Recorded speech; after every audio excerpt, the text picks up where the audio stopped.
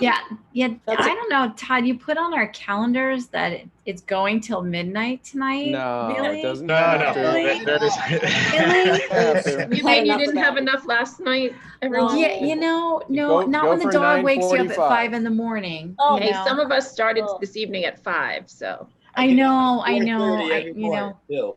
I shan't Okay. complain. All right. So we are back live in public session. And just again, for the record, we've started back up the YouTube channel. So we are live streaming and we are recording again on Zoom Cloud. So we are now to item 7, return to public session for possible action on discuss item in executive session, and it's 8:18 as we come back out. Just again for procedural knowledge for the public, there are some matters that the board needs to discuss in executive session around employment. So appreciate everyone's patience for the 15-16 minutes or so as they had to go back into the waiting room, because I know everybody's waiting to get to some of the later topics, but there are some board business matters that we do have to take care of in executive session. At this point, coming out of the executive session, I think we do have a motion that we need to raise here in public. So Mike? Yes, so I'll make a motion. I'll move to accept the administrative recommendation to hire Michael DeStefano as the Region 9 Special Education Director. All right, do you have a second, Mary Lee? Thank you. All right, so board members, any further discussion in public? No, other than to say he was an excellent candidate and he's been through a rigorous interview process. Yes, this was his 4th interview as part of the process, so we do appreciate him going through that with us. All right, so for doing all the interviews and the administration. Yes, I second that. Thank you, everyone, for all the help in the public that was part of the screening process as well. So we have a motion on the floor. It's been seconded, so why don't we go ahead and call the vote. All in favor of the motion? Aye. I'm looking across, and it looks like every board member's hands up, so that's 8 board members. And should we do we need to do roll on that one? Maybe let's just do it officially on roll if we don't mind. So I'll just go down quickly. Cheryl? Yes. Thank you. I just couldn't see everybody's hands on the screen here. Juliet? Yes. Thank you. Mike? Yes. Gwen? Yes. Thank you. Karen? Yes. Thank you. Mary Lee? Enthusiastic, yes. Thank you. Maureen? Yes. Yes.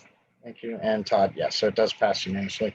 Thank you. Sorry, the windows on the Zoom jumbled around, so I couldn't see all the board members. So it passes unanimously 8-0. All right. So now we'll move on to item. So thank you and welcome, Mr. Stefano. We're going to move now to item number 9, discussion and possible action. The first item, A, 2019-2020 fiscal year financial close update. So we are looking for an update on how we closed out the fiscal year. And Scott, Teresa, I'll turn it over to you.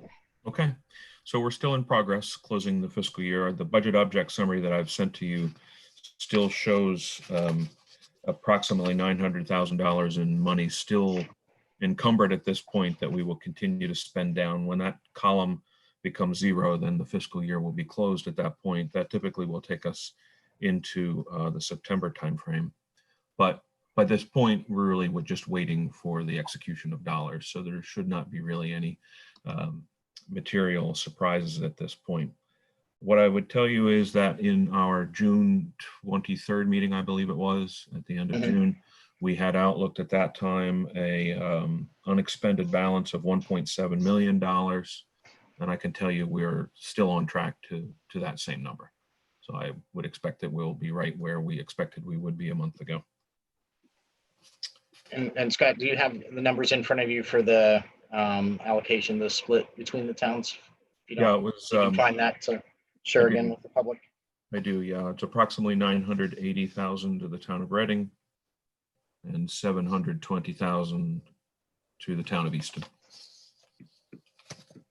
Okay, so that'll be the approximate amount right now to be returned to the two towns Yes, of the unexpended funds from last year, the 2019-2020 school year. yes, that's correct. Are there any other major bills outstanding? I think everything's come in. Well, I have a fair amount of money encumbered for various things as we continue to pay things down, like final electric bill, final legal bills, those kinds of things. But we have set money aside for those, and to the extent that they come in at or under that encumbered amount, that may influence the final balance by the time we get to the final dollar expended. Okay. The second thing that I would refer you to is the health insurance analysis report that was also distributed. And this now contains full year 1920 view as the June claims data is incorporated as a part of this. When we were making decisions in May for the anticipated final unexpended at that time, the board had chosen to expend 300,000 of the remaining available budget for the medical insurance reserve. That 300,000 was deposited. And when we did that, the expectation was that this would leave us with a year-end balance of approximately 6 months of average claims, and with an average claim over an average monthly claims amount over the last 3 years of $200,000. 6 months would take us to $1.2 million as an anticipated balance. So I can report that the actual June 30th ending balance is $1.172 million, just slightly under the 1.2 anticipated. So I think we've closed out the employee benefits account, the health insurance report, the health insurance account, exactly where we had wanted to.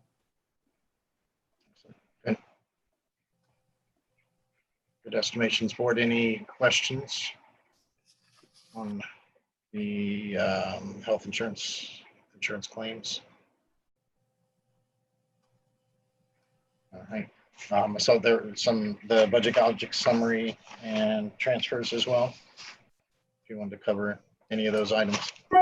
Nothing in particular. The budget object summary was the discussion in regards to the final unexpended, the 1.7 million.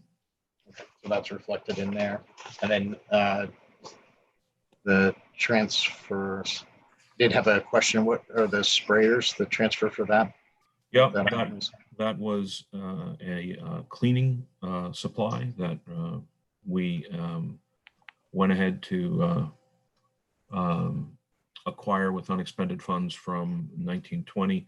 These allow for more efficient cleaning of the building throughout. So working with Walter and Gina, we made an expenditure for some additional disinfectant cleaners. Okay. So this is the first round of those cleaners that we were looking to purchase from unexpended at the end of the year. That's what that item is. Yeah, I'm trying to recall the timing of it, but yes, it was. This transfer was made June 18th, so that sounds about right. All right. Does anyone have any other questions? No? Okay. Anything else, Scott? No, that's all I have. That's good. So thank you for that. And I'm glad we're in the same position in unexpended funds at the 1.7 and 980 to Reading and 720 to Easton approximately. So I think that's a good position to end up and should help the towns and the taxpayers for this upcoming fiscal year. All right. If nothing else, then we'll move on to discussion possible action item B, sale of technology and use of funds. So Gina, I believe you'll present on this one to the materials that were sent out, and let me make you a co-host. Thank you. Okay. I want to confirm that the board did receive a document that's titled Proposed Technology Resale. Did Yeah. you receive that? Yes. Yes. Okay, because I could display it. Would you like me to display it, Todd, or If you can, if you It would be gave me good just- screen sharing rights? I think I can. yeah, you should be able to. There you So, go. so the board has this information, and Chris Angel, I also saw, now I can't see the participants, but I think he is here if you have specific questions. The board did receive the policy that we're referring to that mentions the resale of technology. It's policy 3260.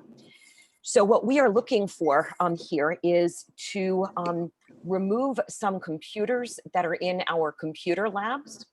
We would like to do this for a couple of reasons. Primarily, this has to do with space and cleaning and the best use of student technology. We've been, if the board recalls, it maybe was last summer, Mr. Angel, our Director of Information Technology and Resource Services, had spoken about the kind of computers, computer labs, that model on its way out. We do have some computer labs we need to keep. They have special programs, they're special computers, but the days of bringing students to the computer lab to get work done are quickly in the past. And what we see now is students bringing their own technology a lot of the time. And we thought we would be better served if we can use some of this, the resale of technology, to purchase some Chromebooks that then students could sign out for the day. They could take home if they needed to. If we end up in a distance learning environment again, students can have the technology there. So when you go through, and again, Chris is here if you have specifics on the technology, we're looking at minimizing some of these computers. So what you see are 3 equipment categories. MacBook Pro, these are currently the older computers. There are 61 of them, and the maintenance of those computers are reaching their lifespan. So to sell that technology, about $181 per device is what Mr. Angel has estimated. Those are on carts, and we would replace those computers that are older with the 2016 units that the faculty is currently using. And this was already in our budget plan, was to upgrade the technology, and the board had approved that in the 2020-2021 budget plan to update the faculty computers. The 30 iMacs that are in a couple of the computer labs, we listed the room numbers, but I don't know that that would mean as much to the board, but they are in classrooms, they're in computer labs. They're the 30 and then the 35 units. We would retain some of those units. We have a math center and a writing center that uses some of those computers, but the larger computer labs would be taken down and replaced with the iPad. With the Chromebooks. What makes this unusual is we normally have this in two separate requests. One is the sale of technology. That money then goes into a fund at central office. When we want to spend that money, we come back in front of the board and we say, well, we would like to spend the money this way. We already know how we would like to spend that money. We would like to spend the money purchasing 50 Chromebooks, 4 new iMacs, and Mr. Angel could explain why we need those 4 new iMacs, and a Swipe K-12 solutions. This is a touchless way that students could sign in to our centers, which will stay open in our reopening plan. So our library learning commons, our writing center, and our math center, all of the students' IDs have a barcode, and this is a reader that essentially would read that barcode, and it connects to PowerSchool. So if we sold the computers, an anticipated revenue would be $28,806. and we would use or ask to use $26,722 for purchasing the equipment that you see here. So if you have specific technology questions, Mr. Angel is on and he could answer that for you. But in a nutshell, that's what we are asking for. All right, I'll open it up to the board members if you've got. Go ahead. I asked Chris earlier in the day what kind of, sorry, hold on a second, my screen froze up. What kind of computers he was upgrading to, like what models, and he sent me back that info. Chris, actually, why don't you talk about that if you're there? Certainly. So the problem that we're having is, first of all, there's going to be about a month turnaround between us releasing the equipment and then them paying us for it. So I can't exactly be certain, especially in COVID-19, of what computers are going to be available during or in September, roughly when we're ready to purchase. But the contact that we use at CDWG recommended that most likely the HP G11 is going to be the one that's most likely to be available. The other Dell computer that Chromebook that we had looked at probably still going to be back ordered considerably, but even then it'll probably be at least a 2 or 3 week lag from the normal turnaround of ordering a Chromebook and getting it delivered. So I would expect us to take possession of the Chromebooks, if we're allowed to purchase them, probably in early October, late September. And Chris, to be sure, we do have Chromebooks available right now for Yes. students. Yes. I purchased 25 last summer. So those are essentially brand new Chromebooks. We have the cart that's Charlie Dietlich got from a grant that's going to be upstairs in the science wing. And in addition, to replace all the labs that we're taking down, the current teacher MacBook Airs are going to be going into carts, and that's what teachers are going to continue to use to teach. We've done that every year anyway. We're just beginning to trim down the number of carts available. So we will have 3 2016 MacBook Air carts available to teachers, replacing the 2 that we used to have. And then we have a Chromebook cart with the sale. If you look at the second page, the purchases, I'm looking at 50 more Chromebooks. And again, ideally it's going to be the G11s, but it will depend on what's available in September. And those 50 would probably go either into carts or into the library and carts, depending on where the usage is really indicating they should go. And Mrs. Roscoe also purchased Chromebooks for the special education department as well through a grant. So sorry, Michael, I saw you had your hand up. So Carol's in too. I always go first. Okay. Maybe sorry. I ask a question too. both ladies first. Okay, go ahead. I'll start. I have 2 questions with respect to perhaps just a brief description of how the swipe, the touches. I'm curious about that. And then the other question, yep.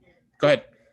And then the other question is with respect to the Chromebooks, in light of that in our back to school plan, even in our full all-in scenario, we're encouraging kids to use their own computers.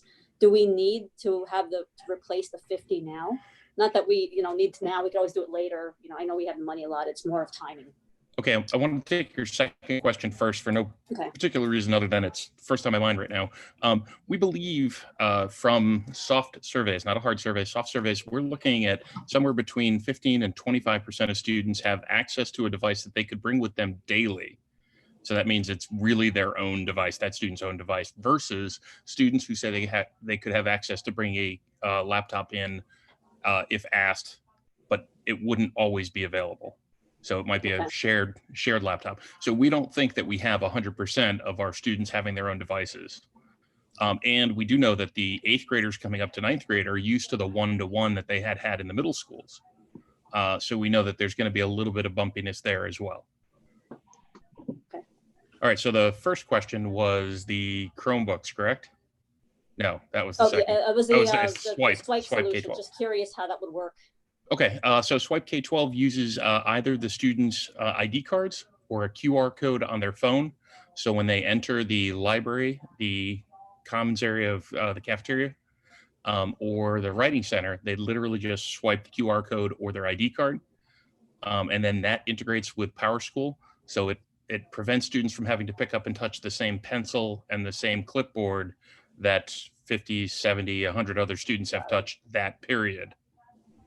And that's times 7 periods a day, 5 days a week. So we're trying to reduce that common touching component. So it's more sign in, just so I'm clear, it's more sign in versus Correct. entry into the actual room. Right. Yes. It's not a key card. It's a attendance record. Got it.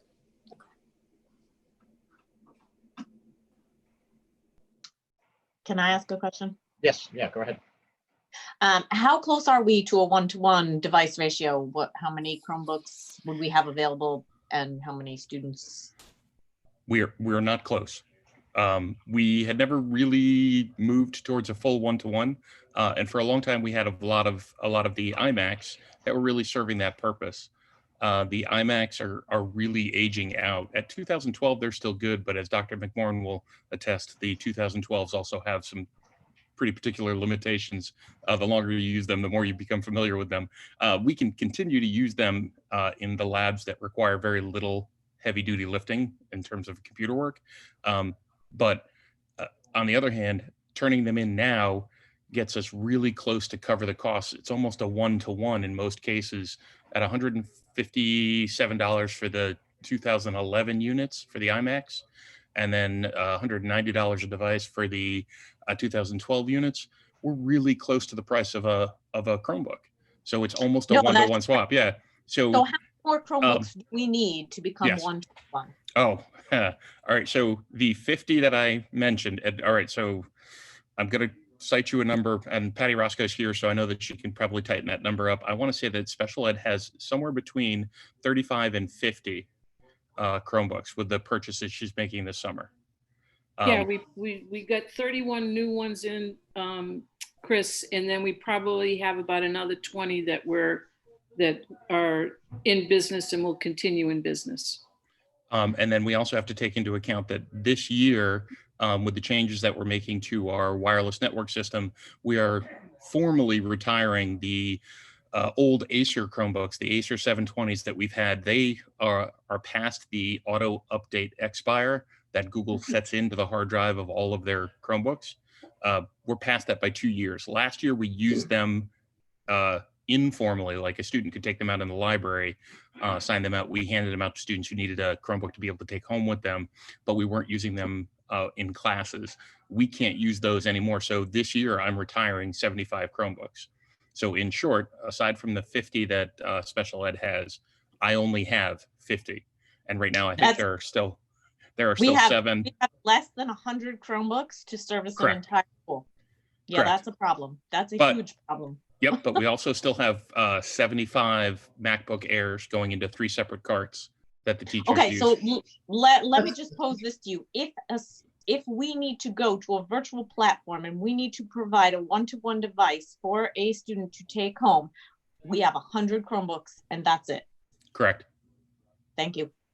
If you remember, when we surveyed the community, 95% of households said they had devices or personal computers or laptops that their students would be able to use for that. And we were able to fill the 5% through loaners. But I mean, one of the long-term conversations for the board should be, to what degree do you want to commit to going towards a one-to-one provision? When you're providing school hardware and software, you definitely have better control over protecting kids from inappropriate sites or invasion or people, attacking our system.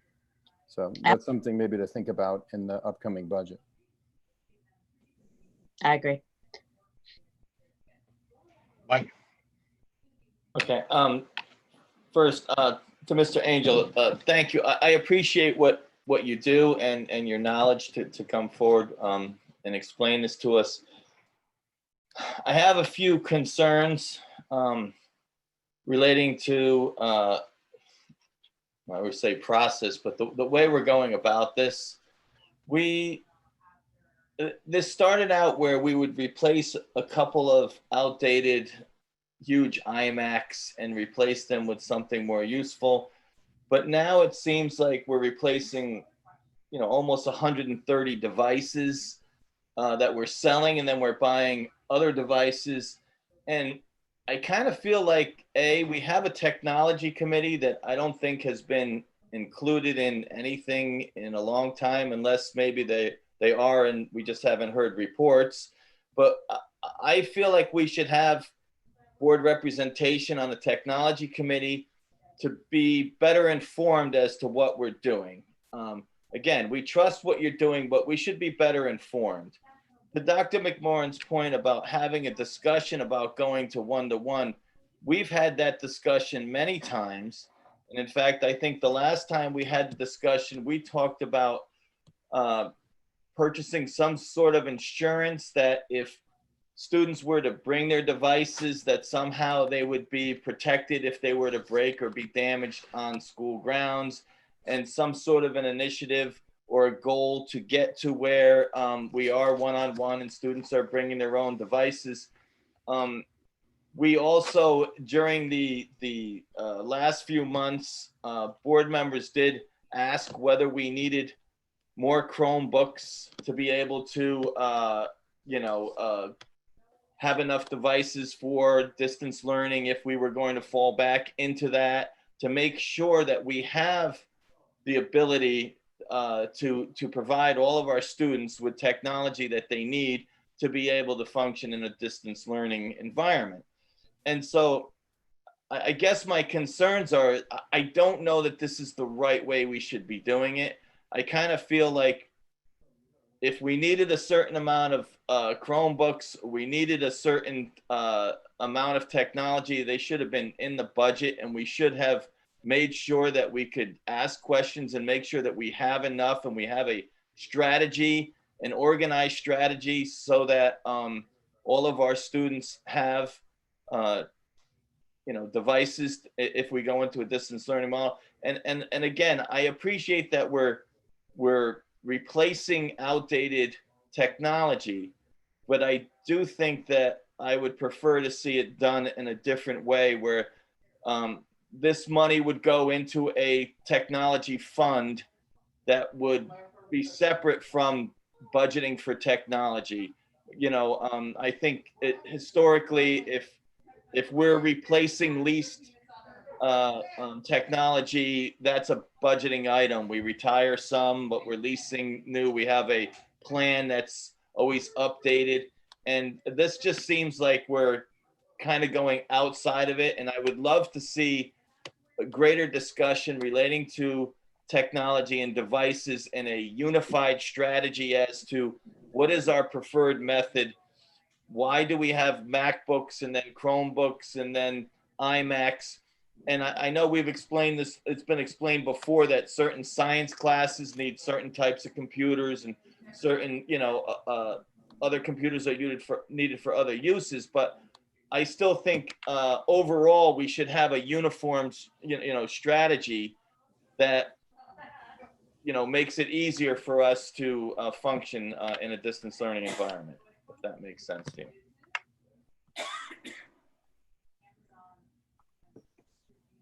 Right.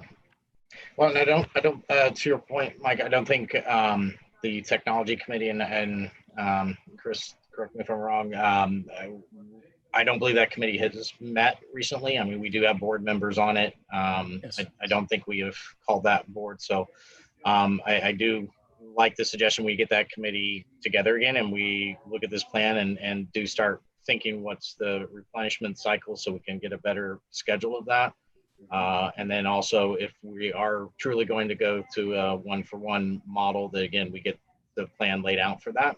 So we don't have a huge purchase, because it seems like we're going to have a very large purchase to get to that number with the current amount that we have.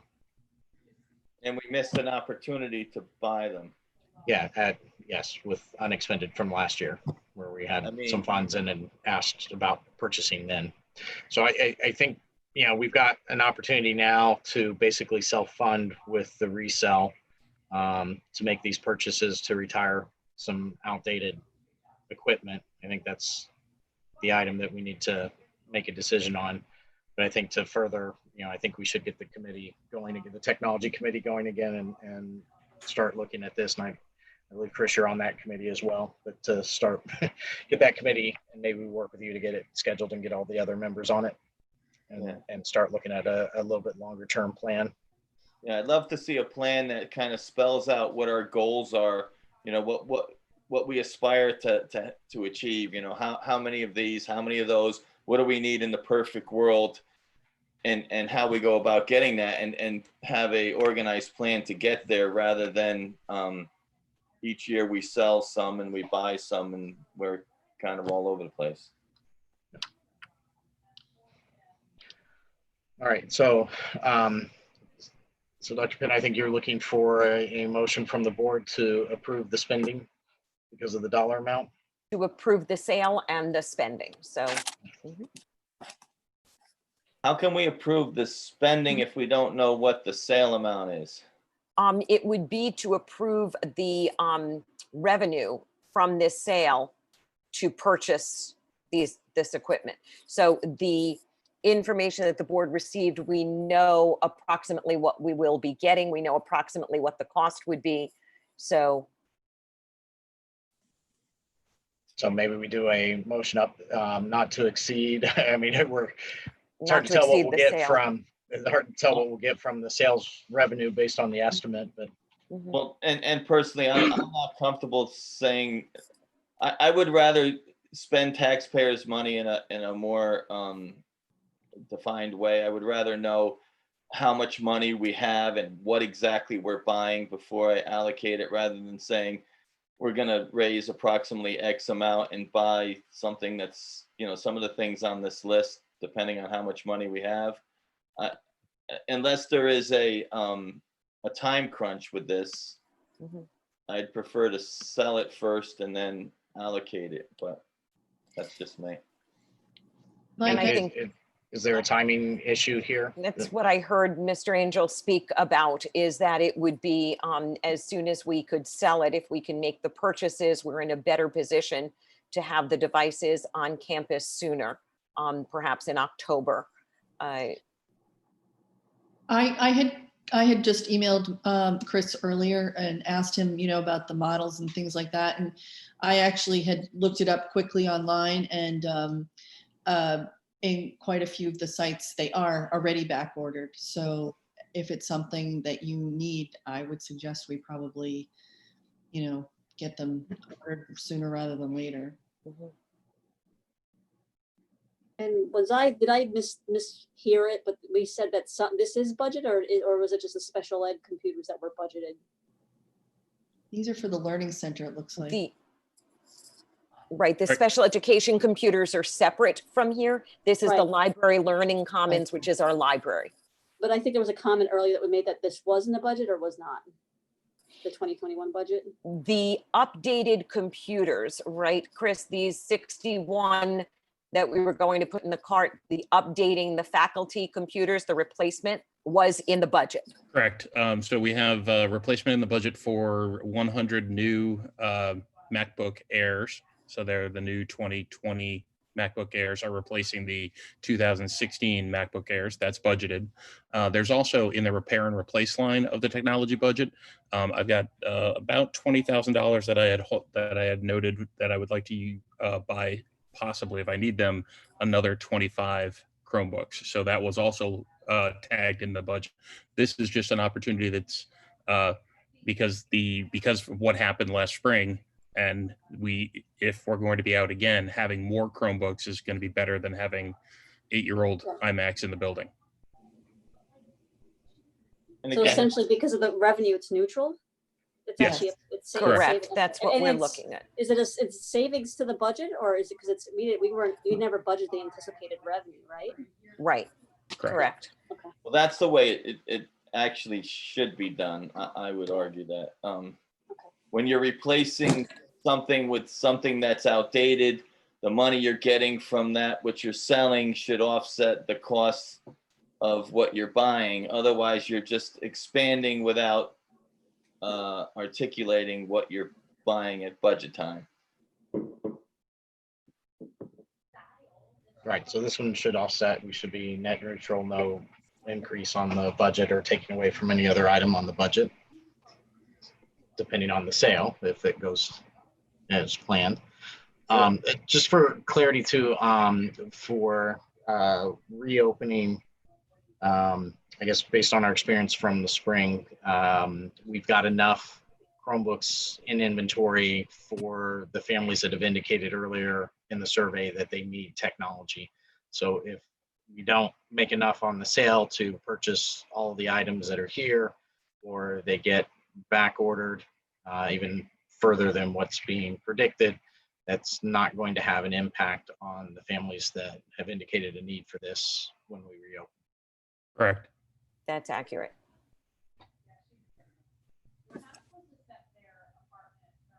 All right. So for the board, I'd look to a motion of some form if we want to approve on the purchase and sale, or one part or the other. I'll But due make, to the dollar amount, we do probably need a board motion around it.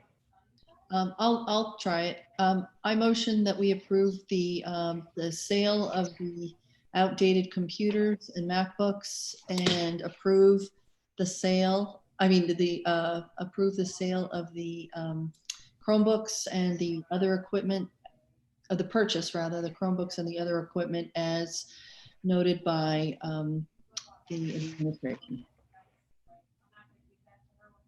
Can you take down the screen share? Yeah. Sorry if you can stop sharing. There we go. That's Thank okay. you. It's just easier when everybody's talking to see you.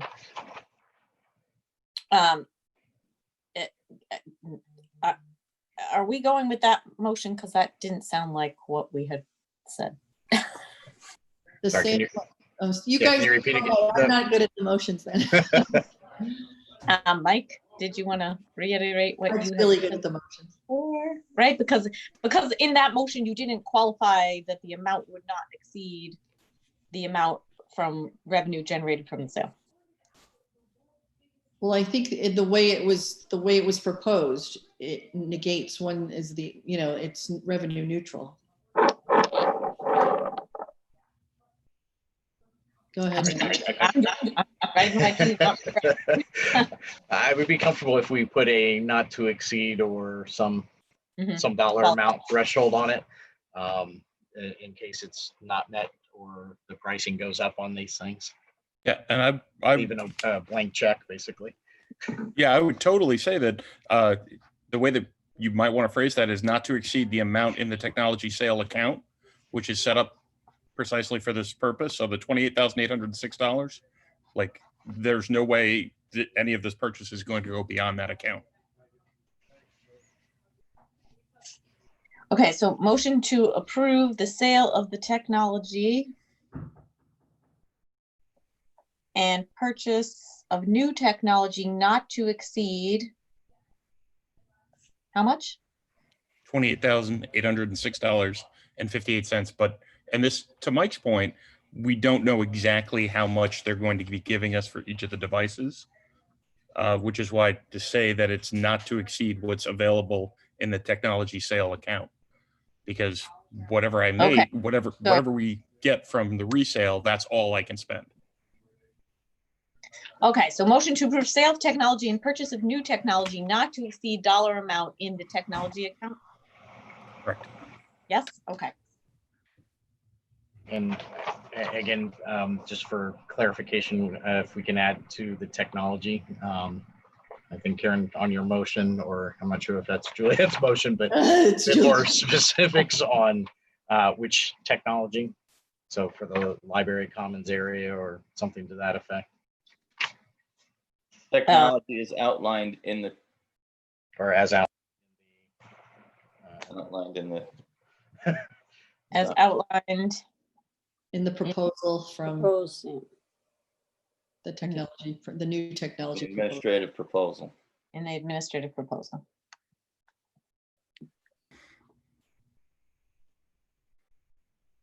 All right.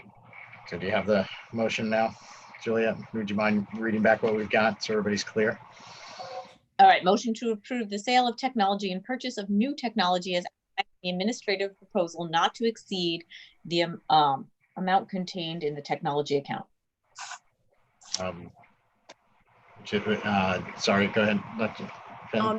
I wonder if it should say the technology revenue account, because Technology this is a account. board account. This is the technology revenue held at central office. Okay.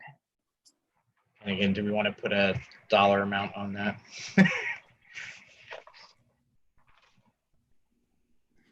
But not to exceed the revenue generated from the sale. Mhm. But Mike, just for clarity, there's an there's a existing, balance. yeah, there's an existing $6,405 in that account. So you're spending more than what you're making on the, Yes, but that money was money that we got from the sale of last year's computers. We're not dipping into the budget at all. got it. So that money is already earmarked for this purchase also. So any Correct. money in that account are applicable for this. Yes. Correct. Okay. So motion to approve the sale of technology and purchase of new technology as outlined in the administrative proposal not to exceed the amount contained in the technology revenue account. What she said. Is that Got it. okay? I'm okay with that. And Karen, is that your Yes. motion? Or Juliet, your motion? Julia, It was a Juliet, co-motion. Juliet's I'd say it motion. was a collaborative effort. All right. Well, we'll go with Juliet's motion. Karen, do you want a second? Yes, second. All right. So we have that motion on the floor. Any further discussion? Maureen? I just had a question for Chris Angel. Chris, those swipe accounts, they're just monitoring ingress and egress. They're not monitoring the amount of time a student is in a particular place, right? Correct. Thank you.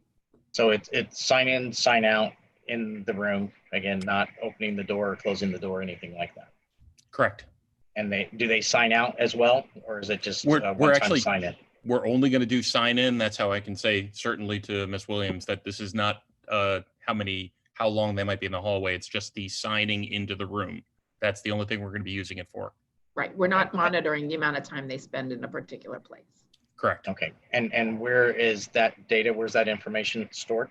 That's going to be stored in PowerSchool. In PowerSchool. It's essentially taking the place of manual attendance taking. Okay. And is it restricted then for access in PowerSchool? Who's looking at that data? Yes. Yes.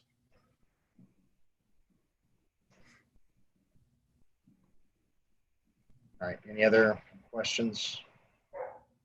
All right. So we have a motion on the floor. We'll go ahead and vote on it. Again, I think people's windows are kind of moved around, so I'm just going to go down through the members for the board. Cheryl, for the motion? Yes. Yes. Juliet? Yes. Mike? Dane, Dane? Gwen? Sorry, Gwen? Yes, okay. Yes. Karen? Yes. Mary Lee? Yes. Yes. Maureen? Yes. Yes, and Todd? Yes, so it passes 7 with 1 abstain. Who abstained? Mike? Mike, Yes. Mike. Thank you, everybody. Thank you. Thank you, Chris. Okay, next item, discussion possible action, item C, curriculum diversity inclusion consultant and task force update. So I know there was a bit of an update yesterday in the joint board meeting, but we would like to get an update on the curriculum diversity and inclusion consultant that we approved funds for in our last meeting. And then for the board members on the Region 9 board members on the task force, maybe just to recap from the meeting that was last week and the joint meeting that was last night, just for people that may not have been in attendance as to the outcomes and next steps for the task force and the charge and so forth. So maybe we do the recap first and then, Juliet or Cheryl, if you just wanted to maybe do a quick recap, and then we'll go to Dr. Chris Mugel and Dr. McLaurin to talk on the consultant and the money that was allocated there. So I can cover the recap of the curriculum committee meeting. And then, so we met on and the materials are in the board meeting materials, and it's available to the public as well. We have two items. One's just a meeting that recapped the meeting minutes, which recapped their activity. And the other is the revised curriculum committee charge. So just to highlight, we made some modifications with respect to the curriculum committee charge, identifying members that would serve in advisory capacity. And so that has been modified, and we're in the process of, the administration is in the process of recommending individuals that would serve in that capacity for approval by the committee. And that would be, we have a committee meeting scheduled for August 6th to review that, as well as review the existing curriculum at Barlow with respect to diversity, inclusion, and anti-racism, as we discussed at the last Region 9 board meeting. And so that was that agenda is publicly posted already on the website. It's open to the public.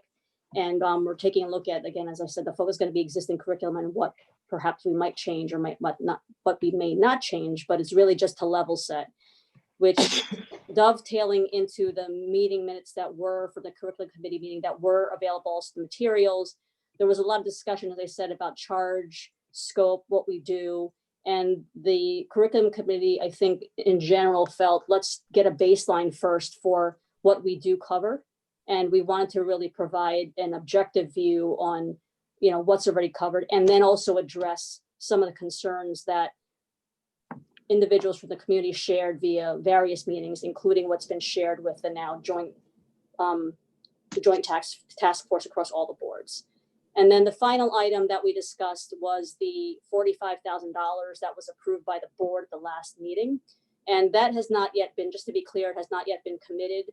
But what we did at the end of the fiscal year is engage with Ed Advanced Business Service that is actually in the business of actually identifying how we could spend that money, which would be inclusive of not just consultants or advisory and curriculum, it could be other items. And that's also another item that will be on for review for the curriculum committee meeting at its meeting on August 6th.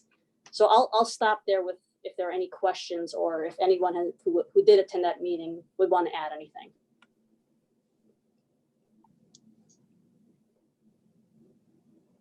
Mike. Yeah, go ahead, Mike.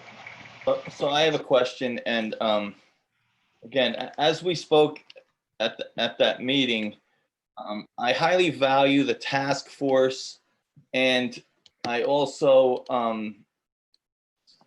feel passionate about making revisions to our curriculum and our programming at Barlow. And if I'm remembering the discussion correctly, we started out by saying that we were looking, I asked whether administration could move quickly to take on the task of reforming or remediating our curriculum and some of our practices to better reflect greater diversity and anti-racism, as per everything that's going on in our country. And I believe Dr. McMorran said that the staff was very much taxed with reopening and with distance learning and with many of the other tasks, which we all agree, it's been an unprecedented year and it's been a difficult summer, and there's been a great burden placed on our administrators to perform these tasks. However, the suggestion of the $45,000 was in response to comments that it could take potentially up until next spring before we actually could make changes in our curriculum. And it was my understanding that the dollar amount was allocated so that we could bring somebody in, an expert, somebody who is a diversity and inclusion curriculum expert. And I know that they're out there. And to bring somebody in rather than doing it ourselves, somebody who could come in and take a look at what we're doing, make recommendations to our curriculum committee, make recommendations to our administration, kind of set a course, an outline as to where we should be based on their opinion. And then those discussions would come through the curriculum committee back to the board, through the administration, to make these much needed remediations happen quickly. And remarks from administration were that they were going to go in the following day. We were going to hire someone because it had to be done before the end of the fiscal year. And there was an urgency that was, the urgent message was very much conveyed by the board at that time. And I'm concerned that now we've gone right back into put it into a fund. We'll figure it out later. We'll see who we can get. We'll work with the committee. We'll work through the whole thing. And now we're going to be back into it's September and we're still trying to figure it out. And I guess I'm concerned as to whether I was under a misunderstanding as to how that money was supposed to be spent. And that, again, in response to a strong outcry from our school community, our alumni, and the community at large, was to do something now. And I'm concerned now because now it's like, well, we'll figure it out later again. And again, all due respect, I know the task force has a broader mission because it's much more inclusive than just curriculum and practices in the school. There's a bigger scope, grander scope for the task force. And so to expect that the task force would take on this role, I think would be unfair. So it was my understanding that they were going to work concurrently. I think that was the phrase that we used, to make sure that these remediations occurred quickly and thoroughly, was the wording I think that was in the motions. Let me answer that, Mike. I want to talk to this. This is important work. We agree with that. If your goal is simply to spend money as fast as possible, then we could do that. But that's not what we're trying to accomplish. We've already engaged a couple of members of our humanities department to work on a review of our curriculum and to develop recommendations for us. That work is currently going on.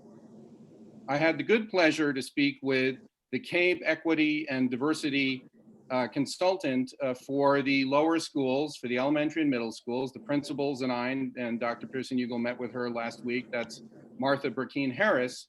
And she said specifically, if this work is important to you, you can't have someone else come in and do it for you. You've got to do it yourself. And she's going to work with the 4 elementary and middle schools to engage people in reflection and work and training.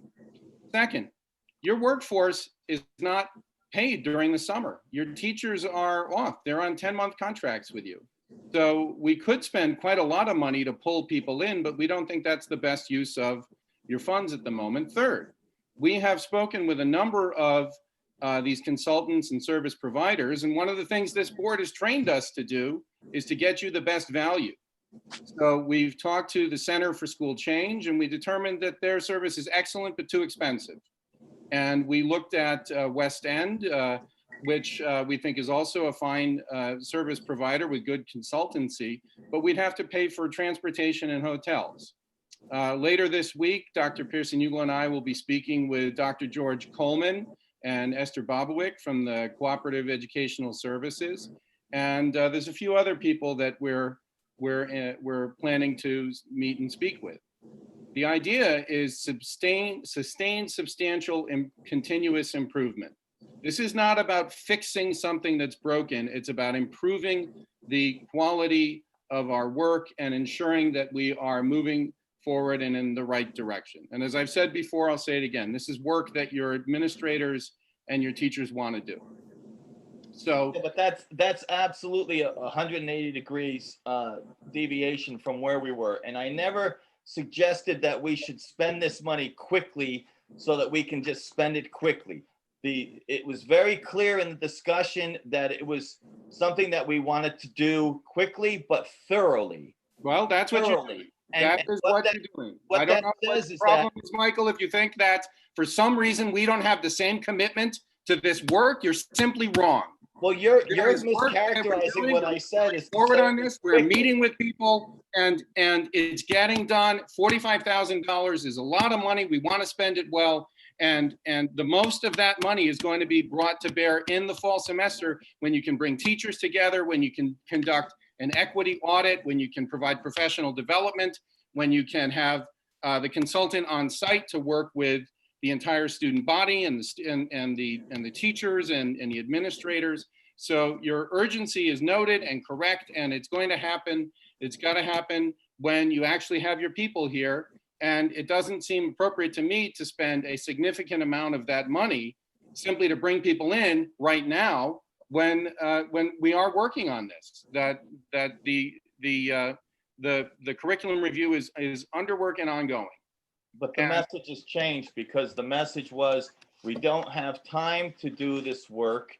And if you need to have it done, you need to bring somebody in. You can go to the tape. That was the message. Well, that's what we're doing. It sounds like they are bringing. I don't understand why you think we're not doing that. That we're meeting with and talking with these consultants and service providers. If we hired someone tomorrow, are they going to come in on Thursday and say, okay, what do you want me to do? We want them to work with the staff, with the faculty, with the students, with the community. And those people aren't available to us right now. So it is happening. We can agree to disagree, I think. No, no, I'm not disagreeing. I don't agree to disagree. This work is important and we're doing it. If it's any solace for whoever's listening to it, the going into this, I had my own opinions about the speed in which things could happen. And Mike, I'm just as passionate about this issue as you are. However, during the process of both the curriculum committee and the task force collecting information, one of the folks with whom we met informally was the director of continuing education diversity advancement in the West Hartford Public School District. And the level of effort that she described that they implemented took several years. It's not to say they didn't make immediate improvements, but it is one of the things that, as we're talking to folks who have done this successfully or trying to do this successfully, there's concurrent activities where you could do something that's a long marathon in order for it to actually work and stick over time versus things that are immediate. And it was very eye-opening to listen to some of the efforts that they actually went through in terms of what they would have done better. And again, it's not so again, I had my own preconceived notions of let's fix this right away, but it's not a problem, with all due respect to different opinions, that can be fixed quickly. And you have to be patient with people that are different levels of this. So I think I'm hopeful that the curriculum committee, and then in partnership with the task force, which it is a joint task force, we're trying not to duplicate efforts, and the task force is broader. But I'm confident that we can find, if we all collaborate correctly, both immediate changes as well as long-term sustainable changes. Because at the end of the day, that's what's really going to change the education of our community. Dr. Pearson. Yeah, so I'm just going to add my own 2 cents to this, which is that I think I learned something from every conversation we have with a potential consultant.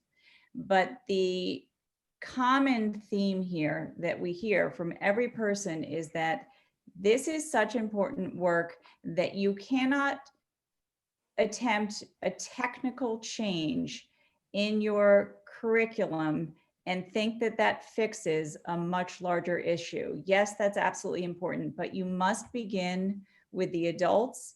You must begin with self-reflection, self-examination, so that the adults who are involved in this work have a better understanding of what part they play in the whole larger context of understanding equity and racism in our communities. And we've heard that message loud and clear. And so while we are engaging absolutely in the curriculum review, and not so that our own people are simply making changes, but what I've asked them to do is review the current program of studies for students moving through all of our courses in the humanities department, as well as a few others outside, and raise questions about what might we consider, so that when the consultant who is assisting with the curriculum work is on board, that person is not attempting to wade through hundreds of pages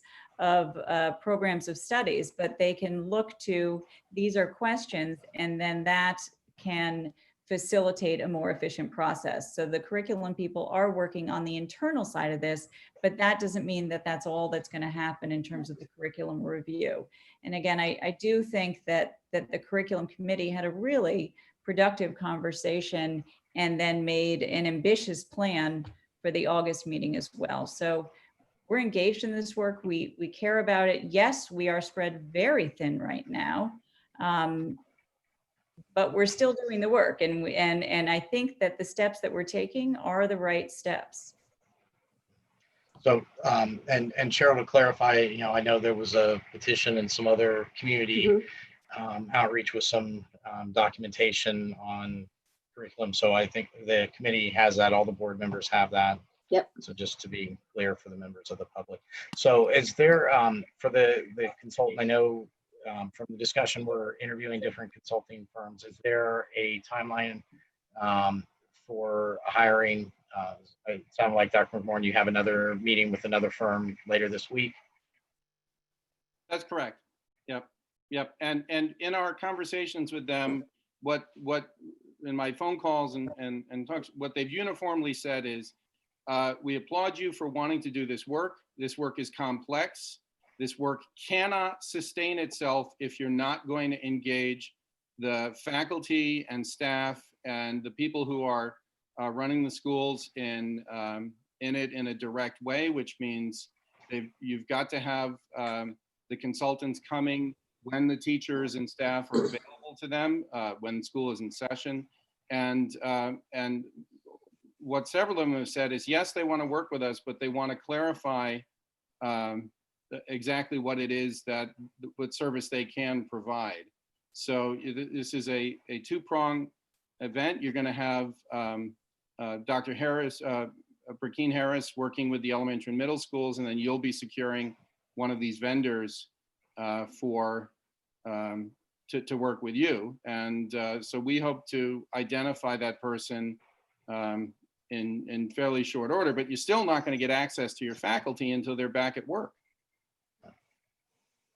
Okay, so I will keep the discussion going if board members have other questions, but it sounds like we've got an upcoming curriculum meeting where you know, we're going to have some more discussion around this. We've got a consultant search going on in process that we should get some result in the next week or two with the potential firm. That, you know, we can add this again. We have another regular board meeting in August, and I think in the third week, so we can come back on this topic and give updates. You know, if I could make a suggestion to the curriculum committee, this administration tried to get you to accept an elective on comparative religion 5 years ago, and the board declined to bring that in. We think that should be brought back to the curriculum committee, and then also you should be advancing your work on developing courses on African American history, Hispanic American history. So there is work for the curriculum committee to be doing. Yeah, which is required, right, by the state now, from what I understand. Those latter two are, yes. Yeah. Okay. Just a quick thing going forward, and I think this is such an incredibly important topic, and it deserves the time to have an in-depth conversation. And maybe in future it should have sort of its own meeting or something. I feel like there's a lot that, you know, we want to be updated on, and I know that a lot of folks are anxious to get to the reopening, and so maybe just for future meetings, this is something that needs to be a special tri-board or something like that when we come up with this. I completely agree with you, Gwen, and maybe the board establishes this work as one of your handful of year-long goals for the district. Right. Yeah. I mean, it's incredibly important, and I feel like, you know, it shouldn't be an agenda item on a meeting that everybody's afraid is going to go till midnight again, or maybe that's just me. All right. So All right, so we do have a couple of meetings regularly scheduled in August coming up that we could use. We can also do a special meeting. I think, again, it sounds like curriculum needs to meet so we can get an update coming out of there. We need to get an update coming out of the consultant search, which is happening right now, and the curriculum review that's going on right at the moment. So I think unless anybody has any other comments they want to make on this, we'll wrap up this topic. We'll move on. And we'll continue to revisit this, obviously, with the sense of urgency that we all have around it. All right, so then moving on to item D for Barlow specific details for the ER9 2020-21 school reopening plan. And Dr. Pinn, I'm going to turn it back over to you. And I think you should still be co-host.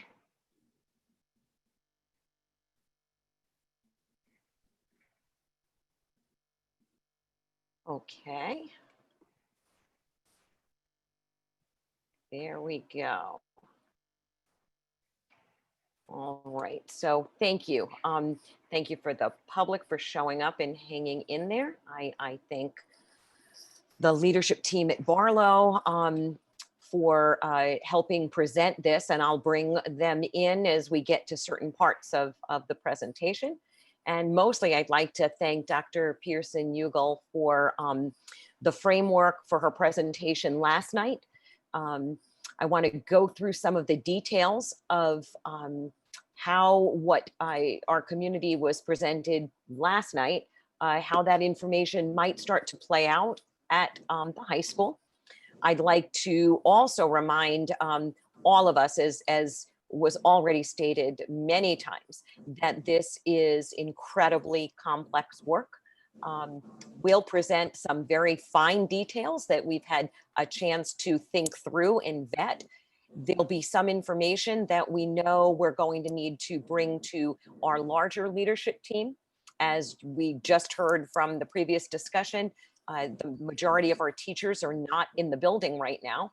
And so this needs more vetting through our leadership circle. So we have our department chairs, we have a group of instructional leaders, our lead teachers, we have our students, our parents. We'll need all of that input to finish finalizing this plan. And then the other kind of stage setting detail is these slideshows, the one that Dr. Pearson-Ugal presented yesterday, and this one on the Joel Barlow reopening plan are part of a larger document. And that document is much more detailed. It contains some more of the checklists from the state. It contains some illustrations and flowcharts. And so when that is released, and I think the release date is Wednesday, if I'm correct, it will be posted on our websites. I really encourage people to read through that document and be in touch, because this is ongoing work. The plans will continue to develop as the guidance changes from the state and as we have more stakeholders contribute to our conversation. So with that framework, we'll get started. What you see in this graphic should look very familiar if you were paying attention last night. These are the different components, the different reopening categories that you can expect to hear some more details from tonight. I'll remind you that our plan aligns with the components of the ER9 plan that we heard last night. So this was a good place for us to begin, which are our models for reopening. And I'm going to ask Assistant Principal Julie McTague to unmute and walk us through some of these schedules. And Mrs. McTague, when you are ready to kind of advance a slide, you can just give me a signal and I will advance the slide for us. Sure, thank you. So I'm going to walk you through the models for all three of these options for reopening. The one that will take the most time is the all-in, which will set the framework and the stage for very quickly sharing about the all-out, and then a very different plan for the hybrid.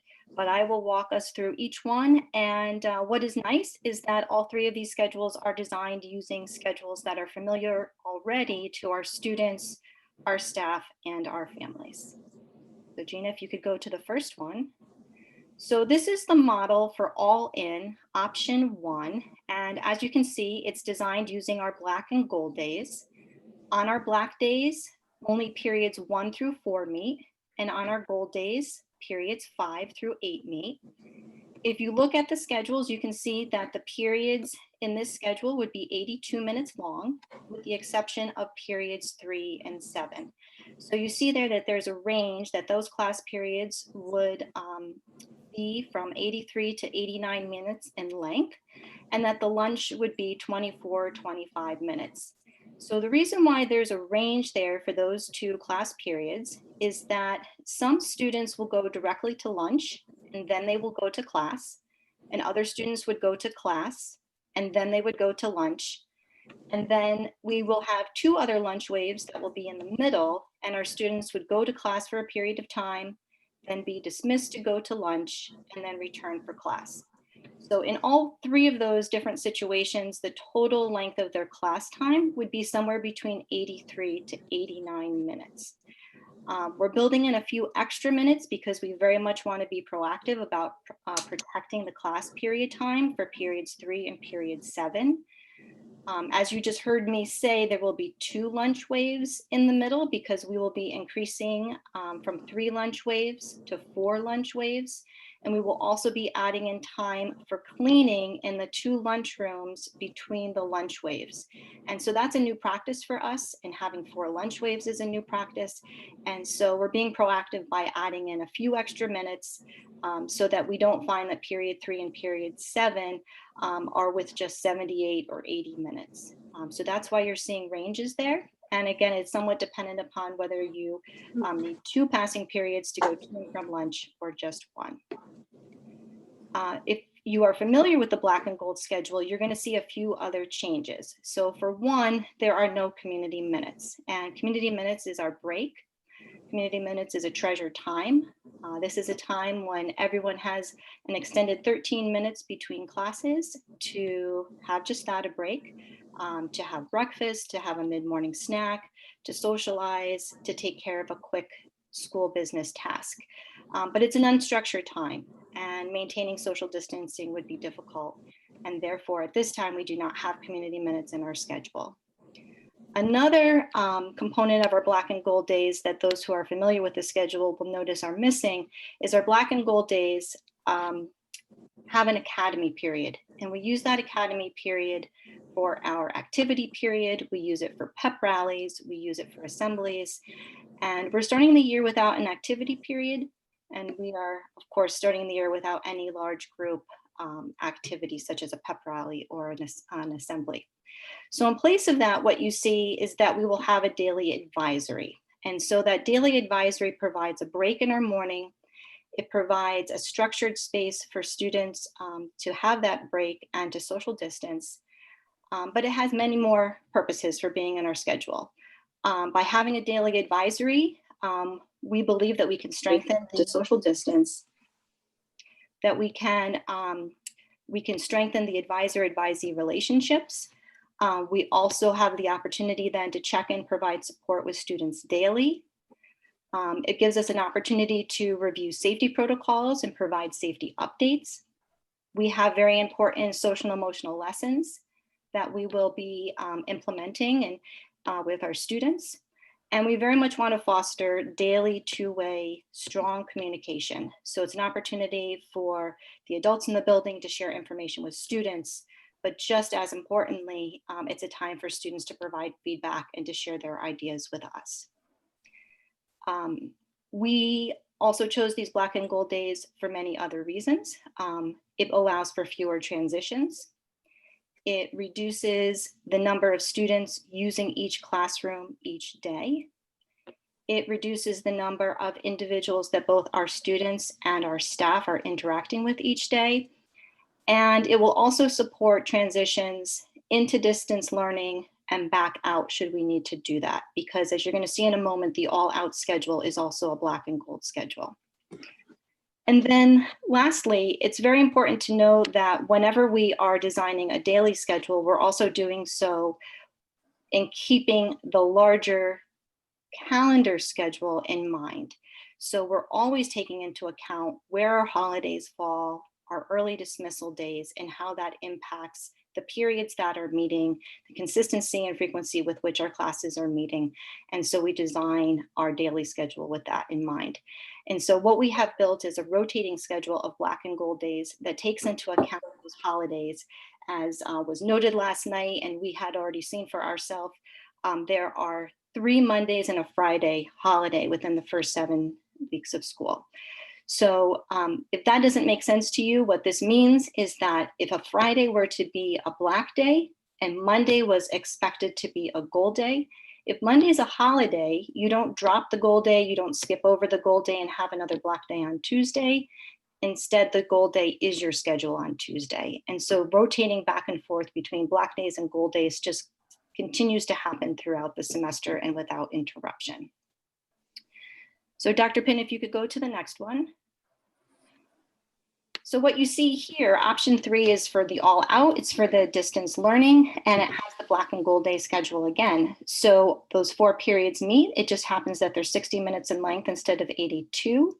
You see that we're able to maintain the advisory each and every day, and the ways in which we would use it would be the same as when we're in school.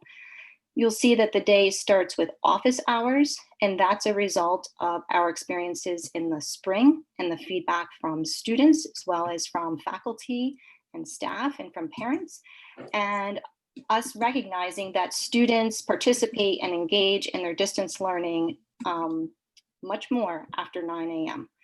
So we're going to start the designated time there for the class periods beginning at 9 o'clock.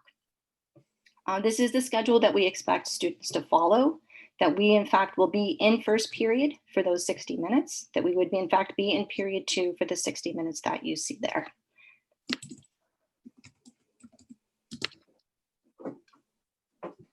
And the last thing to note here is that when we are in distance learning, as well as when we are in the building, we do think that it will support students to be focusing on 4 or fewer courses per day.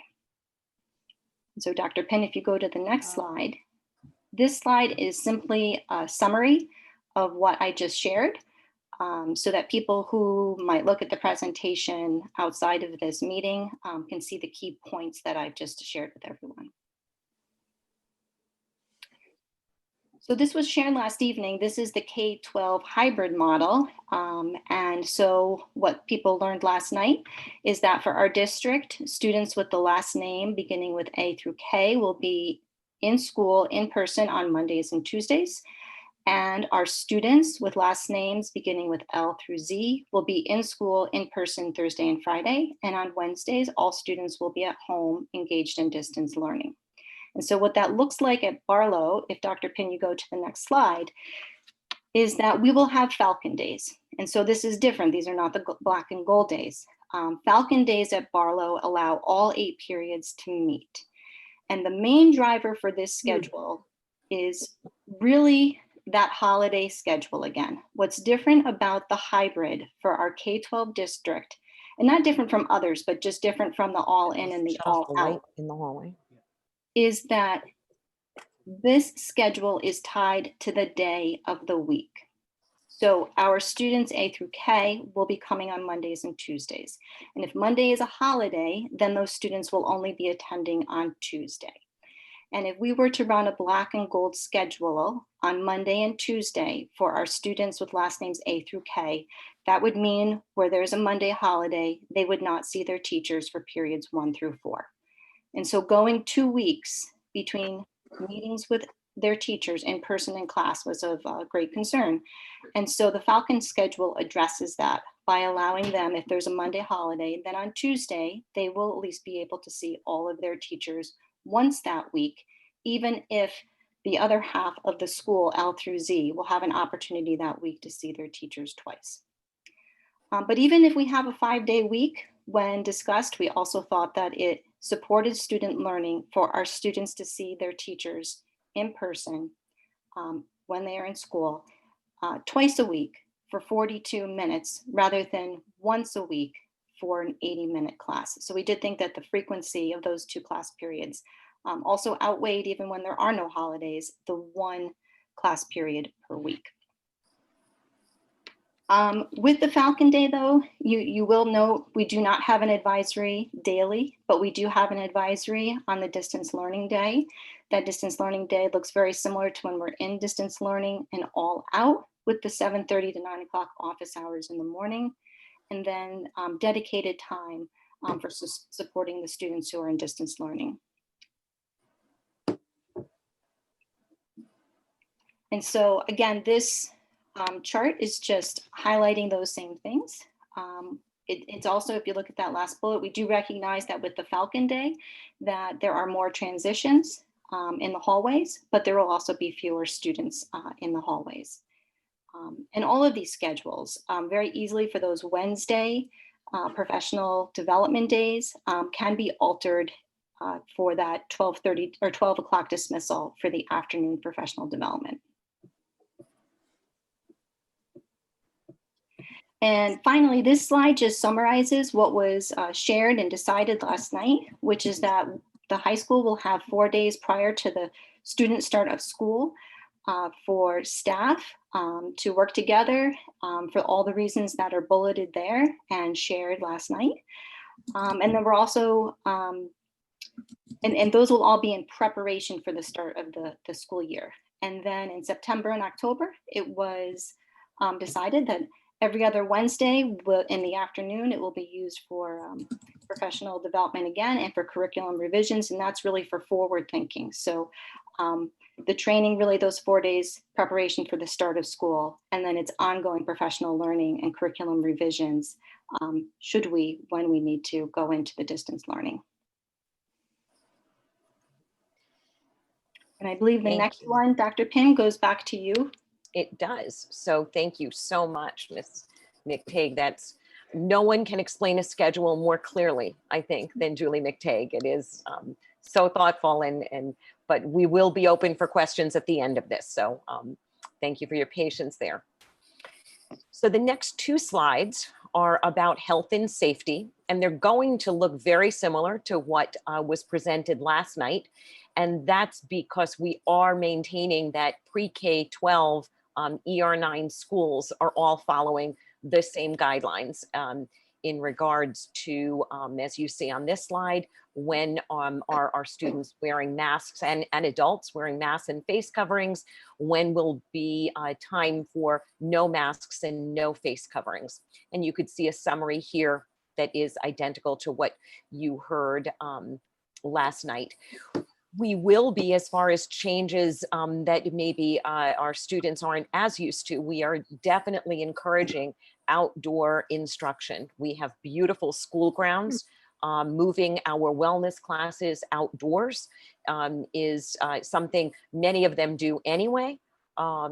We have courtyards, so we're excited about that, especially in the nice weather. When we're outside, we know that masks, face coverings could be removed as long as we maintain a 6 foot or more distance. Frequent hand washing and sanitizers will be in place. We are those PPE, the personal protective equipment. We know we will possibly need more of that equipment when masks are not possible. Maybe the use of face shields or gowns, as you could see down below. Clear plastic barriers. You heard a lot about that last night, what that might look like. There's more detailed information in the plan, but we know that a properly functioning HVAC system is what we're looking toward. We're looking at humidity between 40 and 60%. The way that plays out in Barlow, as this board knows, is we have a couple of problem areas, areas that need a little bit more attention and problem solving.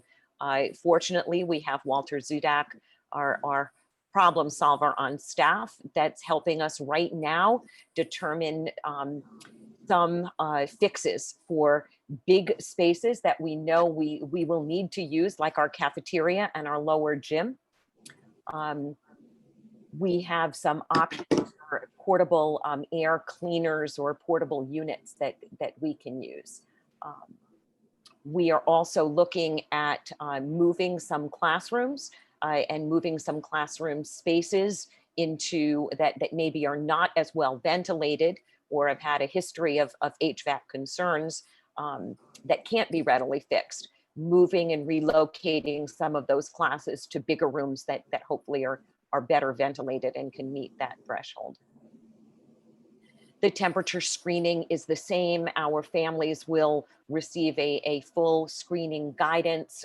There are videos in the works that we are going to be putting together to help our families adjust to some of these new self-monitoring at-home protocols. I know that we're looking and waiting for guidance from the health department that would talk about what is that critical number if we have a positive case of COVID that's reported to us, if it's 1, if it's 2. You heard last night the difficulty of the high school to establish a cohort. It's not possible for us to put 25 students in a classroom and rotate academics in and out. That would be so detrimental to our students' courses of study. We're not alone. Our high schools in the area, none of them are really able to sustain a true cohort model. So we'll have to pay careful attention to that change in status and that health data. As Mrs. McTague explained, we are prepared to flip to a distance learning plan without that chaos and unknown. It will be very predictable for our students, our teachers, and our families. And then that bottom piece of medical exemptions is important. We will continue to educate students. We will add extra layers of protection if a student or a staff member has a medical reason that prevents them from wearing a mask or face covering.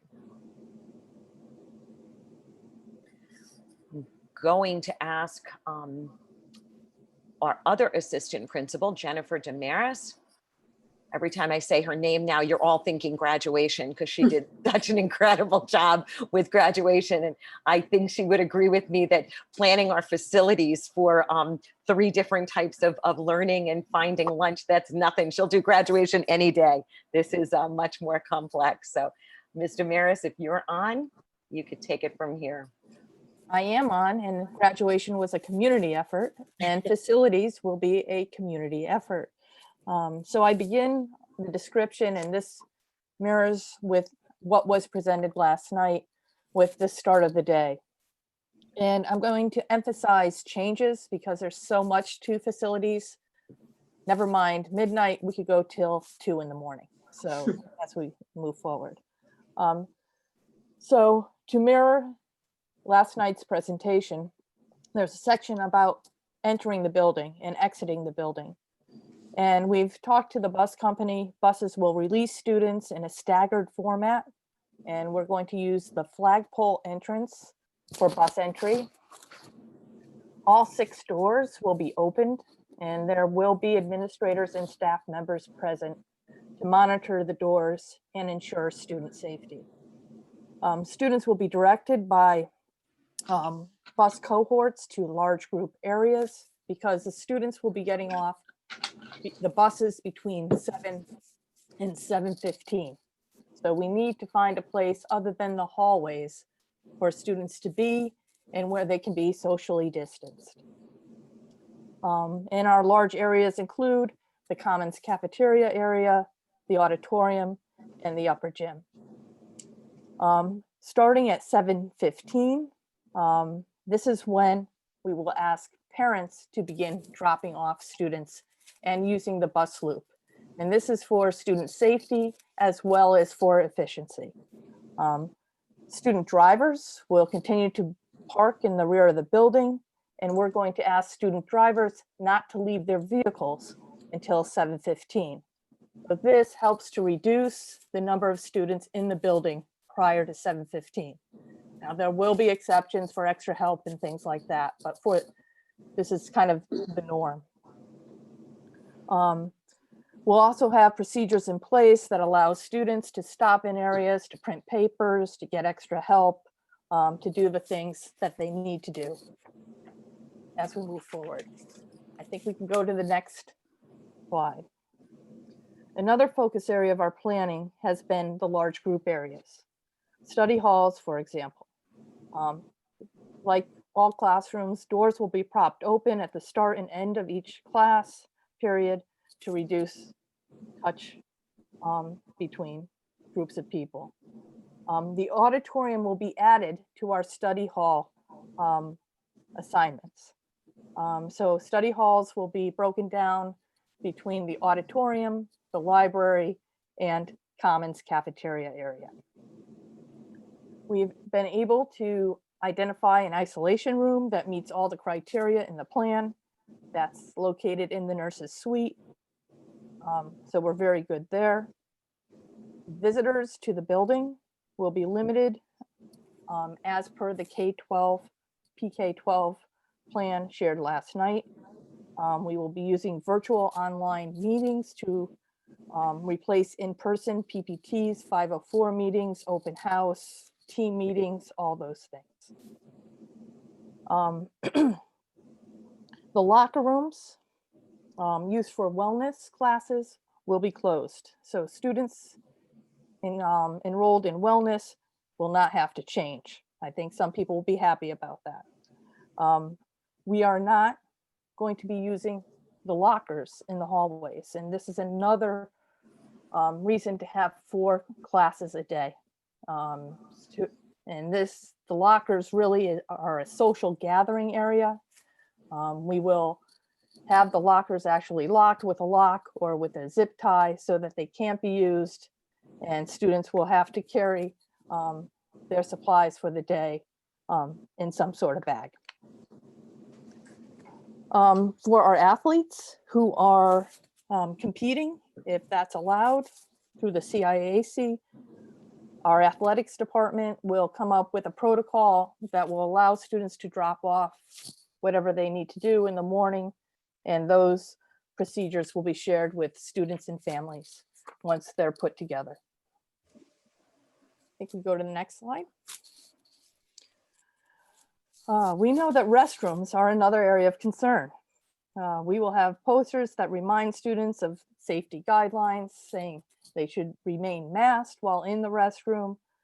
We plan to use proctors in the hallways, not right outside the restrooms, but in the area of the restrooms to monitor the number of students going in and out. Should really match the number of stalls within that restroom and make sure that there's a flow of people so that we don't have lines going in. Restrooms will be cleaned twice daily. We'll have garbage cans right by the door so students can use a paper towel to touch handles and then discard the paper towel. We have disengaged the hot air hand dryers and we'll be using paper towels. We will have hand sanitizer placed outside of the restrooms as well as just another layer of protection. Cleaning, the restrooms will be cleaned twice daily as per the plan.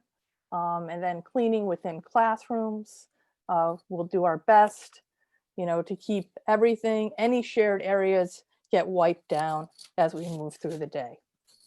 I think our custodial staff will be going through the building as well and wiping down handles and things periodically during the day as well.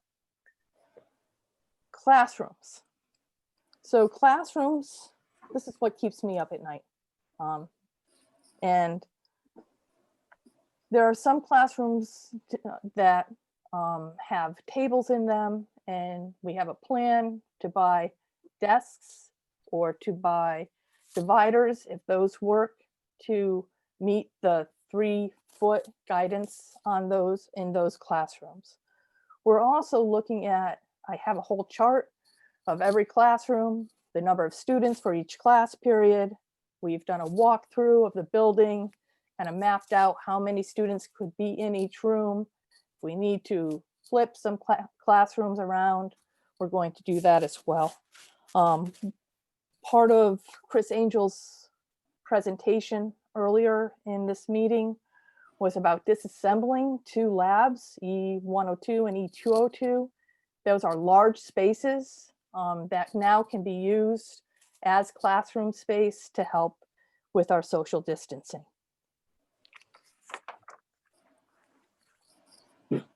I think we're good there. We are.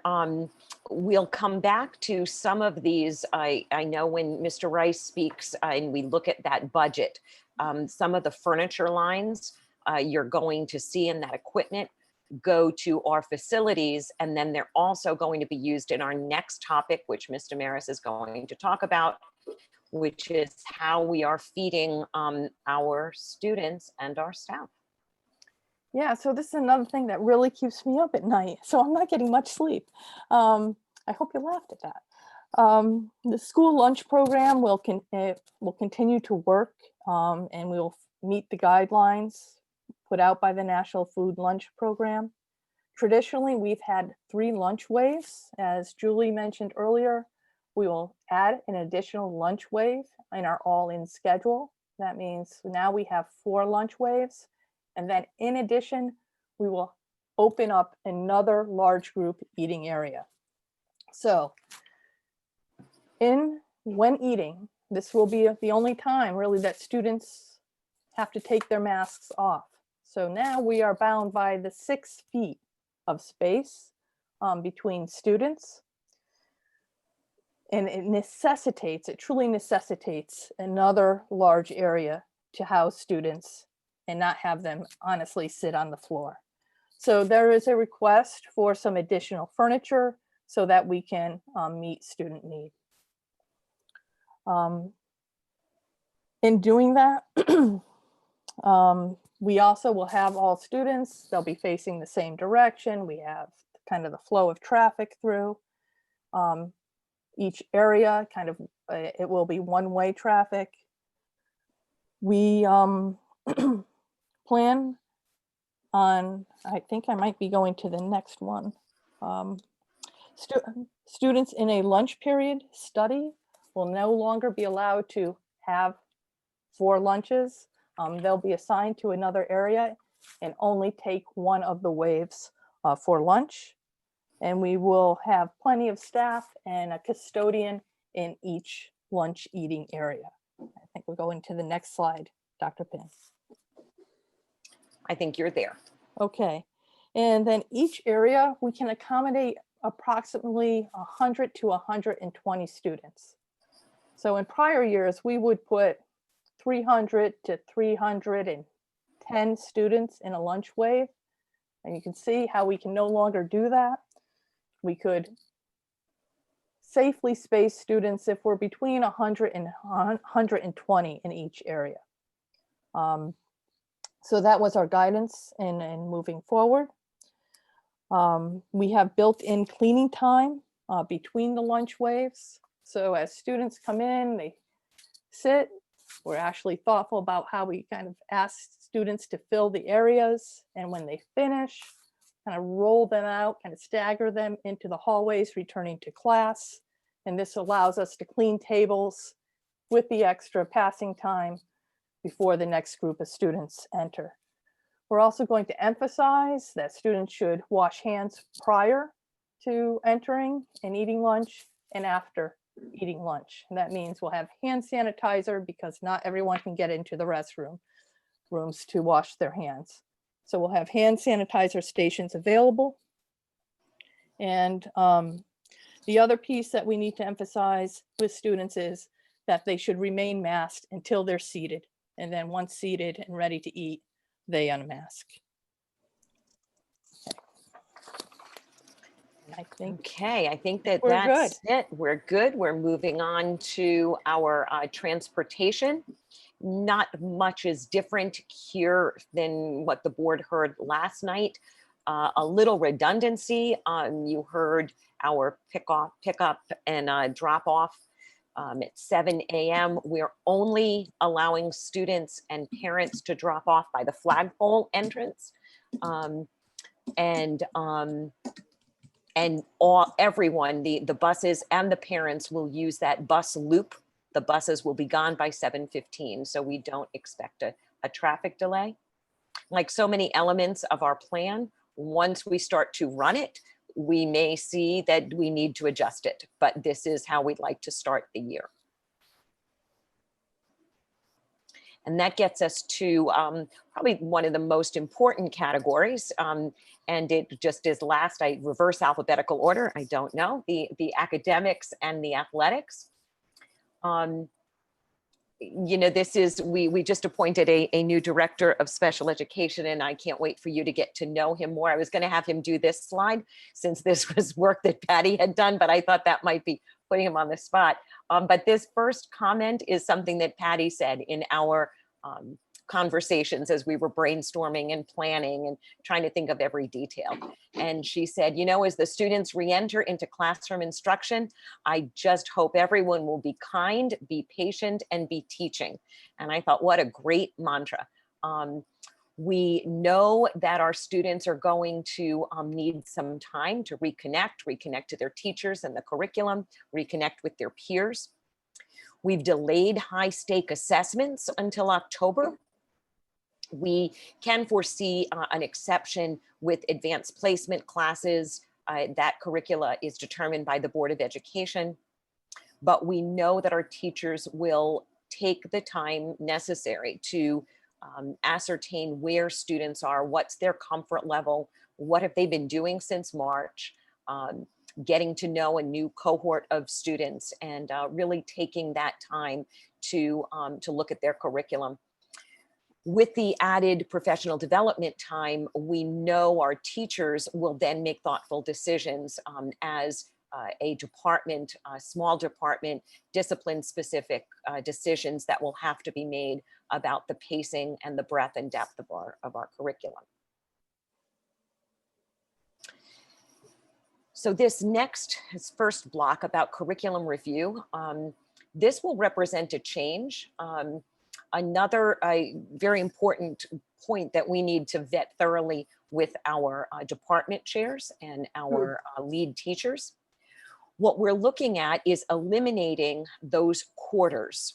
We would still give feedback to students, but we're taking away the pressure of having a Q1 grade. If we're talking about that first time, especially delaying big assessments and high stake assessments until October, we thought that would put incredible stress on the students and on the faculty to artificially put a break in Q1. So what we are suggesting instead is that we report out a semester 1 grade, an exam 1 grade, a semester 2 grade, and an exam 2 grade. So it's a departure from what we've done before. If we needed to go into distance learning, this allows a teacher to grade on a whole semester instead of saying, okay, for these 3 weeks of Q1 and now another 6 weeks of Q2, we're hoping this will take some of that pressure off of our teachers and our students to just have a semester 1 and a semester 2 grades. As far as materials go, we have a little list going of what we will suggest our students bring with them every day. And we'll have extra supplies that students, of course, can borrow as they always have. We'll have protocols in place for wiping down those commonly shared pieces of equipment and tools.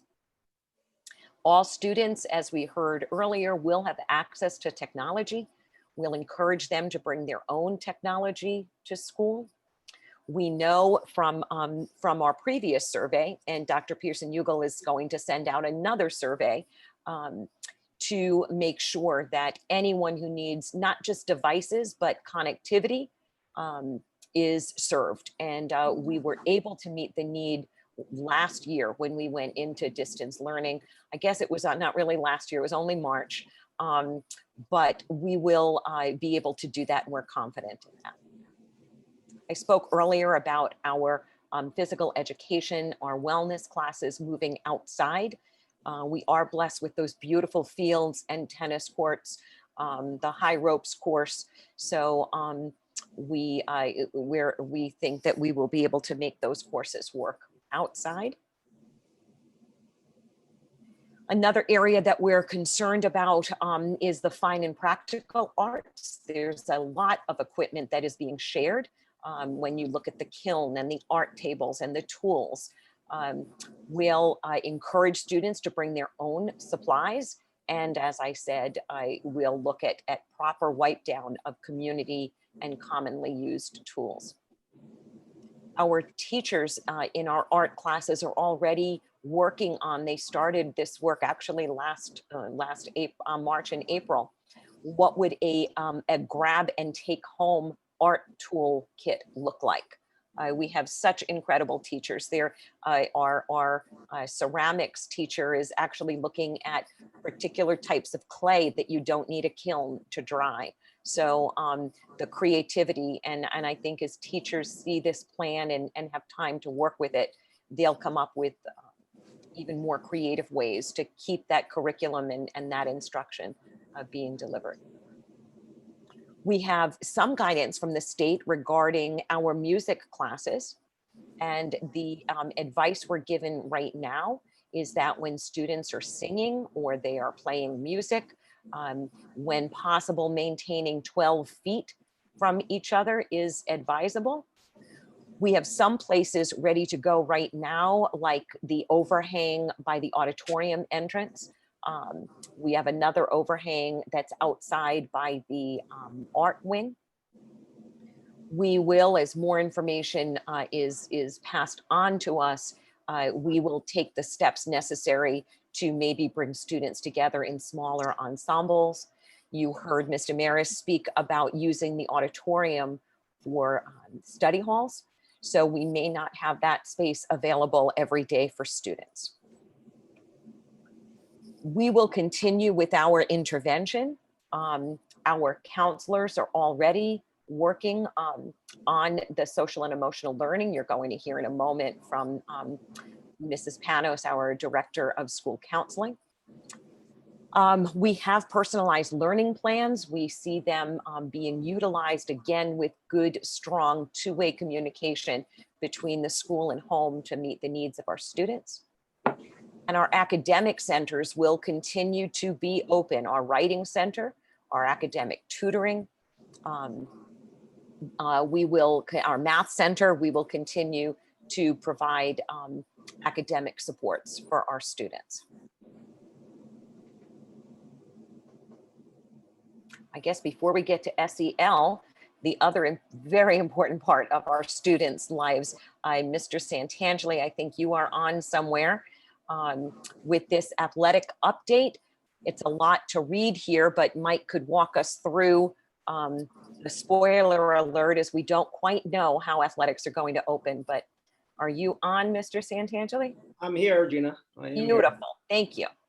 All right, so like Gina just said and just mentioned, we are not sure what's going to happen with athletics, but what we do know is that the CIAC has put together a task force. It's made up of different state medical people, superintendents, obviously CIAC personnel, athletic directors, various other groups.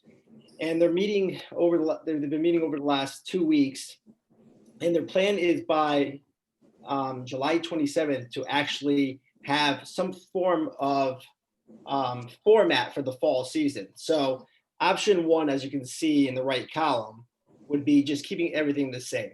So start dates, end dates, number of competitions and whatnot. That's option one.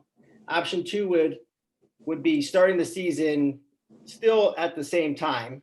So August 17th would be for football, August 27th for everything else, but then shortening the season at the end to allow for flexibility in case there's a second wave or some adjustments have to be made. And the third and final option is actually postponing the start of the season and then shortening the end of the season.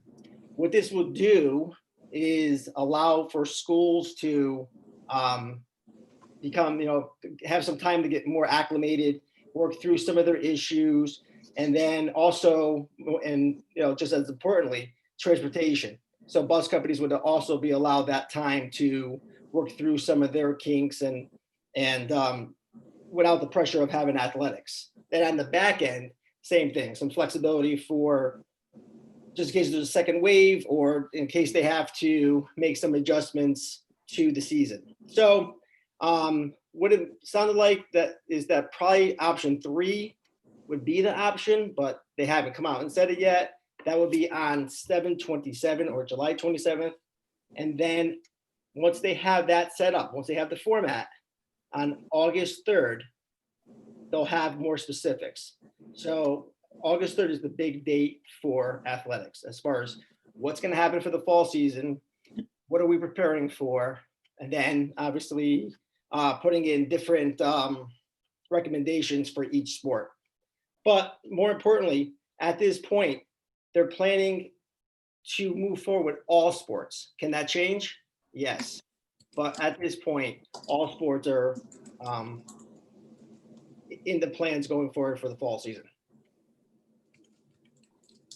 And then for clubs and extracurriculars across the K-12 tri-district, initially, we're going to provide those for students virtually, which will again allow us to get the school year underway as we assess how things are going. And then once the school year is underway, we will be assessing which school activities, if any, are able to resume in person and with what parameters. We're really excited to work with students and the advisors to think creatively about how we can begin the year virtually. And then, what ideas they have if they need to continue virtually, or how we could creatively bring them back after school and in person. So that's a really exciting work for us, and definitely hoping that we'll have all school clubs and activities up and running in one way or another this fall. And I had just met with a student today. I came in to pick something up and happens to be a member of our Tri-M, which is our Music Honor Society. And he was talking about getting some outdoor coffee houses. And so I love when we get the students involved in this planning. Some of the things I could almost hear the students who are watching saying, oh my goodness, what is school going to look like? And I think with their input, we're going to be okay. And we're going to keep this safe and open in a way that meets all of our students' needs, their academic needs, and their social and emotional learning needs. So I know Mrs. Panos, our Director of School Counseling, is on.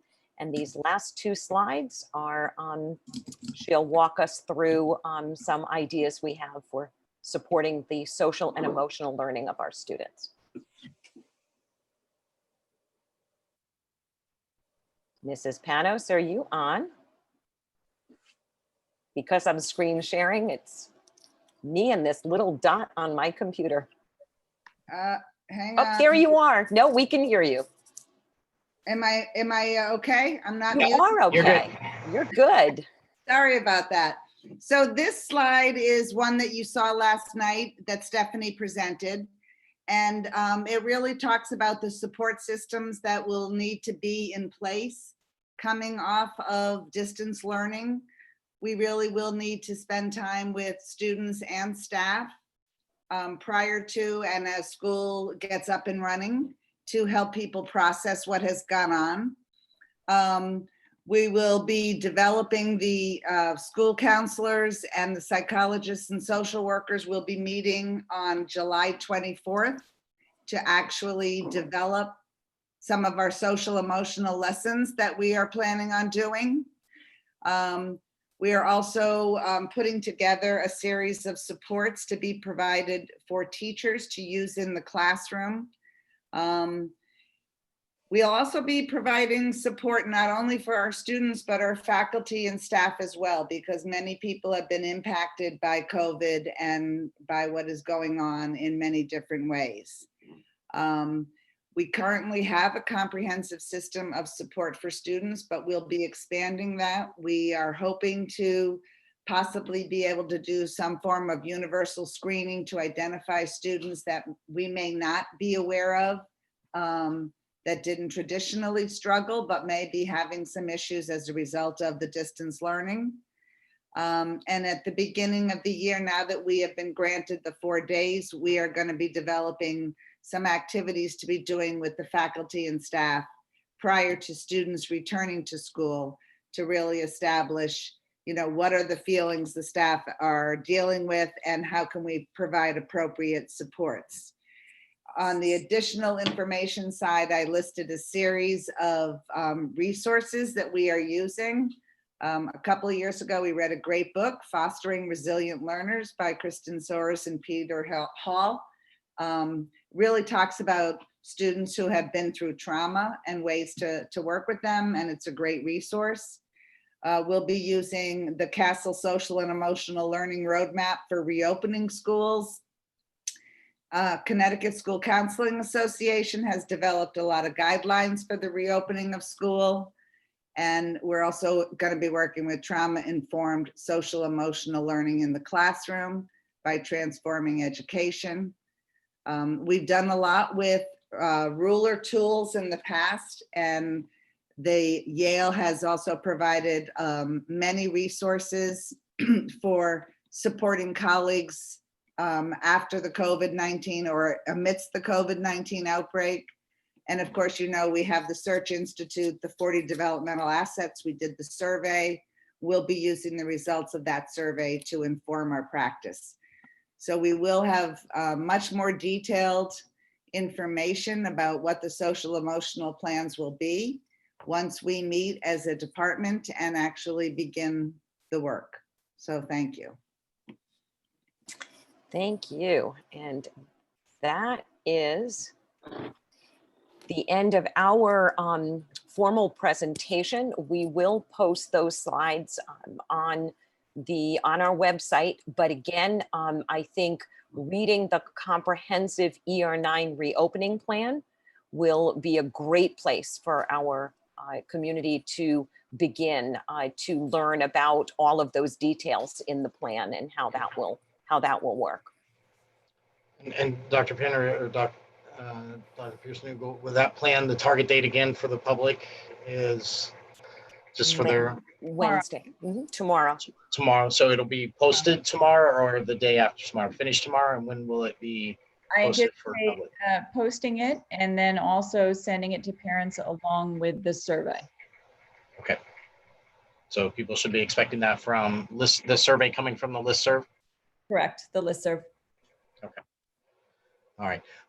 So again, thank you everyone for all the hard work and all the detail going in there specific for Barlow, and there was just a lot of good information in there on top of the information everybody pulled together and presented last night. So again, I really appreciate that.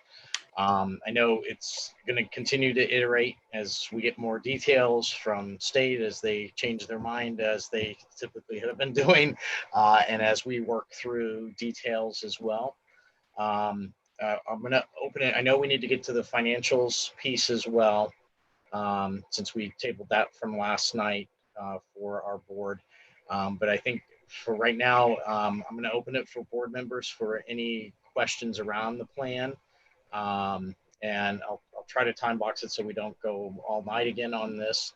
For the members of the public, unfortunately, you know, this is just board member question and comment. We've been talking as board chairs to provide some outlet for additional questions.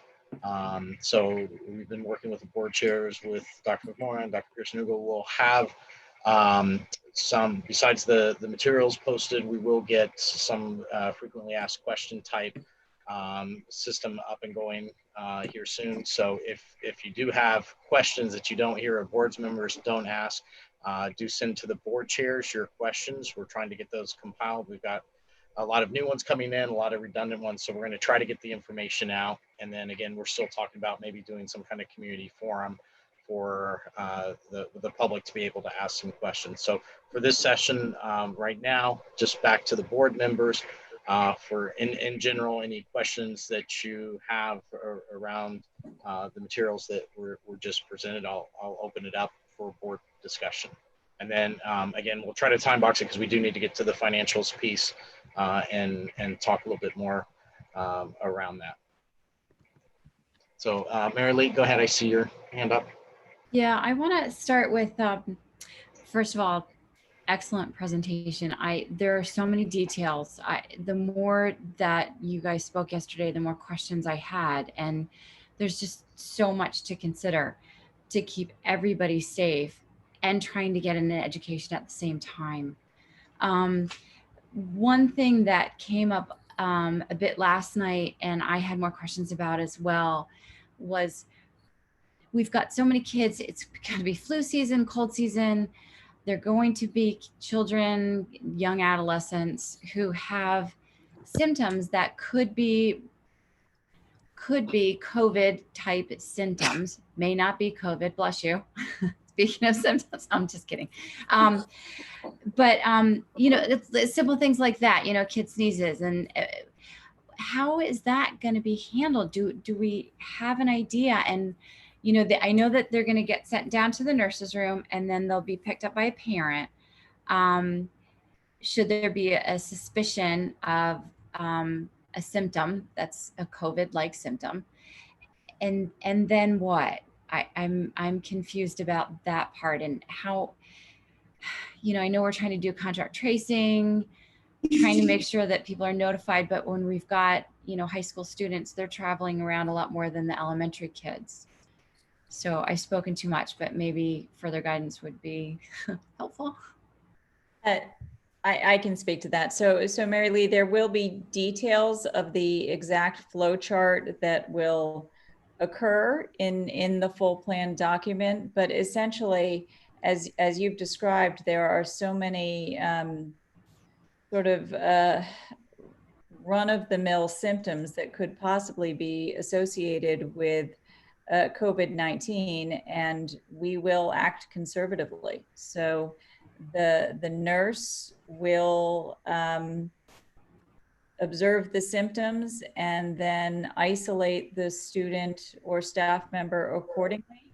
And we'll really need a great cooperation on the part of our parents to come to school right away, or have another emergency contact who can come to school right away, because we will not know, honestly, whether just a tummy bug or a sore throat is something possibly more serious. So the next steps that will follow really depend on a number of other variables. And we met today with both the local departments of health and also the medical advisors to talk about that. We are still waiting for additional guidance from the state with respect to the triggers that would change the entire school model.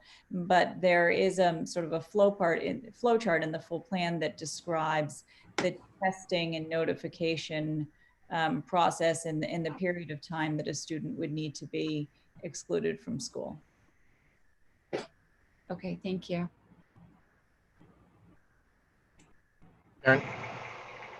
I think last night on the meeting, we heard a lot from parents who were concerned that if for one reason or another, their child could not return to school due to circumstances in the home with regard to a parent or an elderly grandparent, or the child themselves, that there would be some sort of a negative impact on them, that there wasn't a full optional plan B for them to participate in getting a full, school experience. Is that? So we actually, when we spoke about this, we said they're almost, I know we presented 3 plans, which was the all in and the all out and the hybrid, but there is a 4th plan, and that's articulated in the full plan, which is that temporary opt out of parents who say, for all of those reasons you said tonight, Karen, that their student cannot be in school, and there's not a penalty. There's some unknowns in how that learning will take place, but we know that's another model that we need to plan for.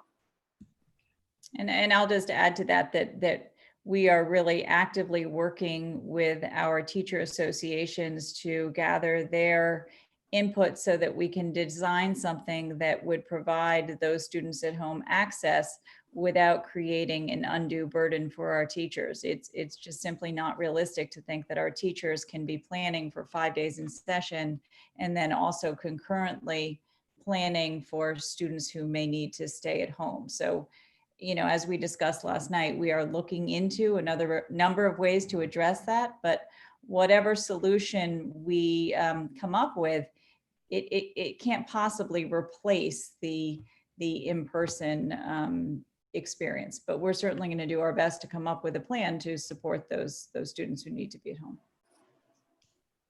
Thank you. I actually have one more quick little question about the bathrooms, and I know that's sort of silly, but 1 to 2 students allowed in the bathroom at a time in a school of 800 students. How is that going to work? Well, we have a bunch of bathrooms. So there'll be 5 girls' rooms, 5 boys' rooms open. And part of the reason for having the hall proctors is the students will be in an 85-minute class period. So kind of there's that fluidity. A teacher can look out, hey, I have a student, hey, you go right now.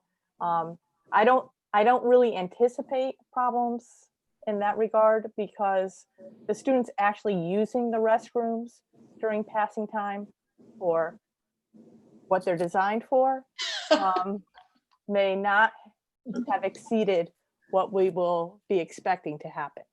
Okay. But you're not going to have those little signs on the door like you have. No. Okay. Good. No. And honestly, it's just kind of that efficiency. We don't want 10 kids going in. Yeah. Right. Well, I was If just there worried that if was there are 4 stalls, we can let 4 kids in to use 4 stalls. Thank you. Sorry, Mike, I see your hand. Go ahead. Okay, so first, thank you for this very detailed plan. It's really, there's a lot of work in here, and it's very much appreciated. I do have a couple questions, general questions. I know the plan says between 3 and 6 feet as far as distancing, and I know there seems to be some debate. I think the APA says 3 feet and the CDC says 6 feet, especially with the older students, which Barlow has that the older students between 10 and 19, which I know there was an article in Times over the weekend about higher spread rates with 10 to 19-year-old students. And again, just trying to keep students and staff and everybody healthy. So my question is, are we going to try to lean more towards the 6-foot social distancing, or is it just impossible to do that? We're going to have many instances when we're 3 feet apart. And I guess what I was really thinking about mainly was the lunch room areas. It seems like it would be very challenging to keep everyone 6 feet apart. So again, I applaud you for your work, but I just wondered whether you could speak to that as to what our parameters are and how we're going to go about doing that. So Mike, that was our ask. That's our ask for the additional furniture. And if we get the additional furniture for lunch and folding tables and chairs, we can pretty much guarantee the 6 feet at lunch. That's the area where they're unmasked. That was a priority for us. Right. As far as in the classroom, some classes, we will be able to get more distance. Anytime we're getting less distance, so a 3 foot or less distance, we're looking at adding other layers of protection. So those clear plastic barriers that you keep hearing, that you'll see in the financials, other ways that we can, even facing all the desks in one direction is another barrier. So all the students facing one direction is helpful. So we'll continue to do that. And that's the amazing detail work that we're doing right now in looking at class sizes and keeping them apart. But when they're eating and unmasked, it's 6 feet. It's not 3 feet. It's at least 6 feet apart. Right. And can you speak to the type of masks are we using N95 masks, or are we just using, regular face covering masks? I'll let Stephanie. Yeah, you will see not only a description of masks that are allowed and not allowed, but actually pictures of those masks in the full plan. So essentially it needs to be a mask or a face covering that completely covers the nose and mouth. It may not be a bandana type that's simply tied behind but open on the bottom. It may not be a face shield instead of a mask, and it may not be a mask that has any kind of a valve or a port. And so it's actually fairly specific, but we will certainly provide masks to all staff and students who need them, but people are also welcome to bring their own, possibly have a whole set that could be laundered if they are cloth masks, and there certainly are many that are available on the market. Right. So they're not going to be N95 masks. No, they won't. In fact, the N95s typically have a valve, so that wouldn't be appropriate. We will have those because there are some staff members who will be wearing the N95s depending on their role. Right. Okay. Thank you again. Thank you. I just had a follow-on question from one of Mike's.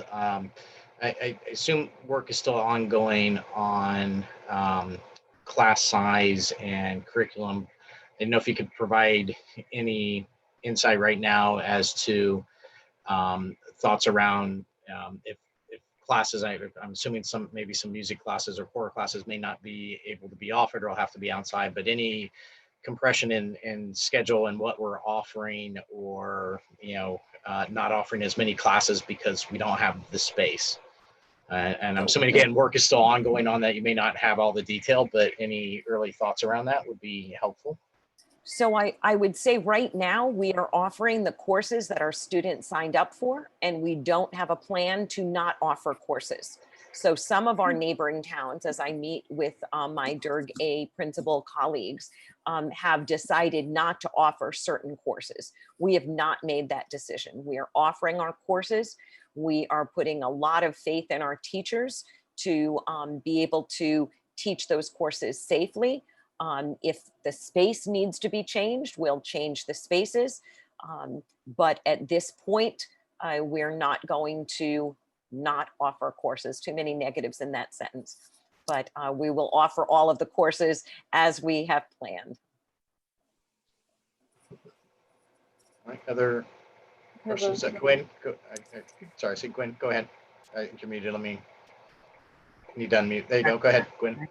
And another follow-up on one of Mike's, and then I have another one as well. But the cafeteria situation, I guess now it's going to keep me up at night too, Jen. The club. If kids are sitting in the cafeteria, they want to be social. And if they're 6 feet apart, they're going to be raising their voice, which would then produce possibly the same impact as singing. So are we going to have to enforce quiet cafeteria, which sounds so sad. Anyway, or potentially do barriers because if your friend is 6 or 12 feet away, you still want to talk to them. So that's just something that occurred to me magically. But the main question was about the quarantine situation for folks who are traveling. I think we all have probably heard of a lot of people who are traveling to many of the states that are now 31 states on the list. And I've been thinking about this over the last couple of weeks as folks have been telling me their plans, and some of them are really safe. They're, bringing all their own food. They're going to a rented house. They're not interacting and like that.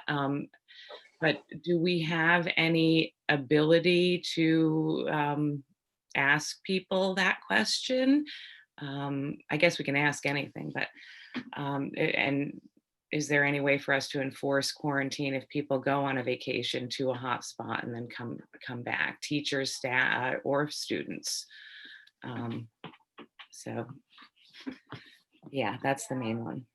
Right. So right now, when you come into our school, there's a table that people are signing in on, and they are attesting that they have not been to that list. And I think Jen replaces that list every time we get a new list. There's a new disclosure.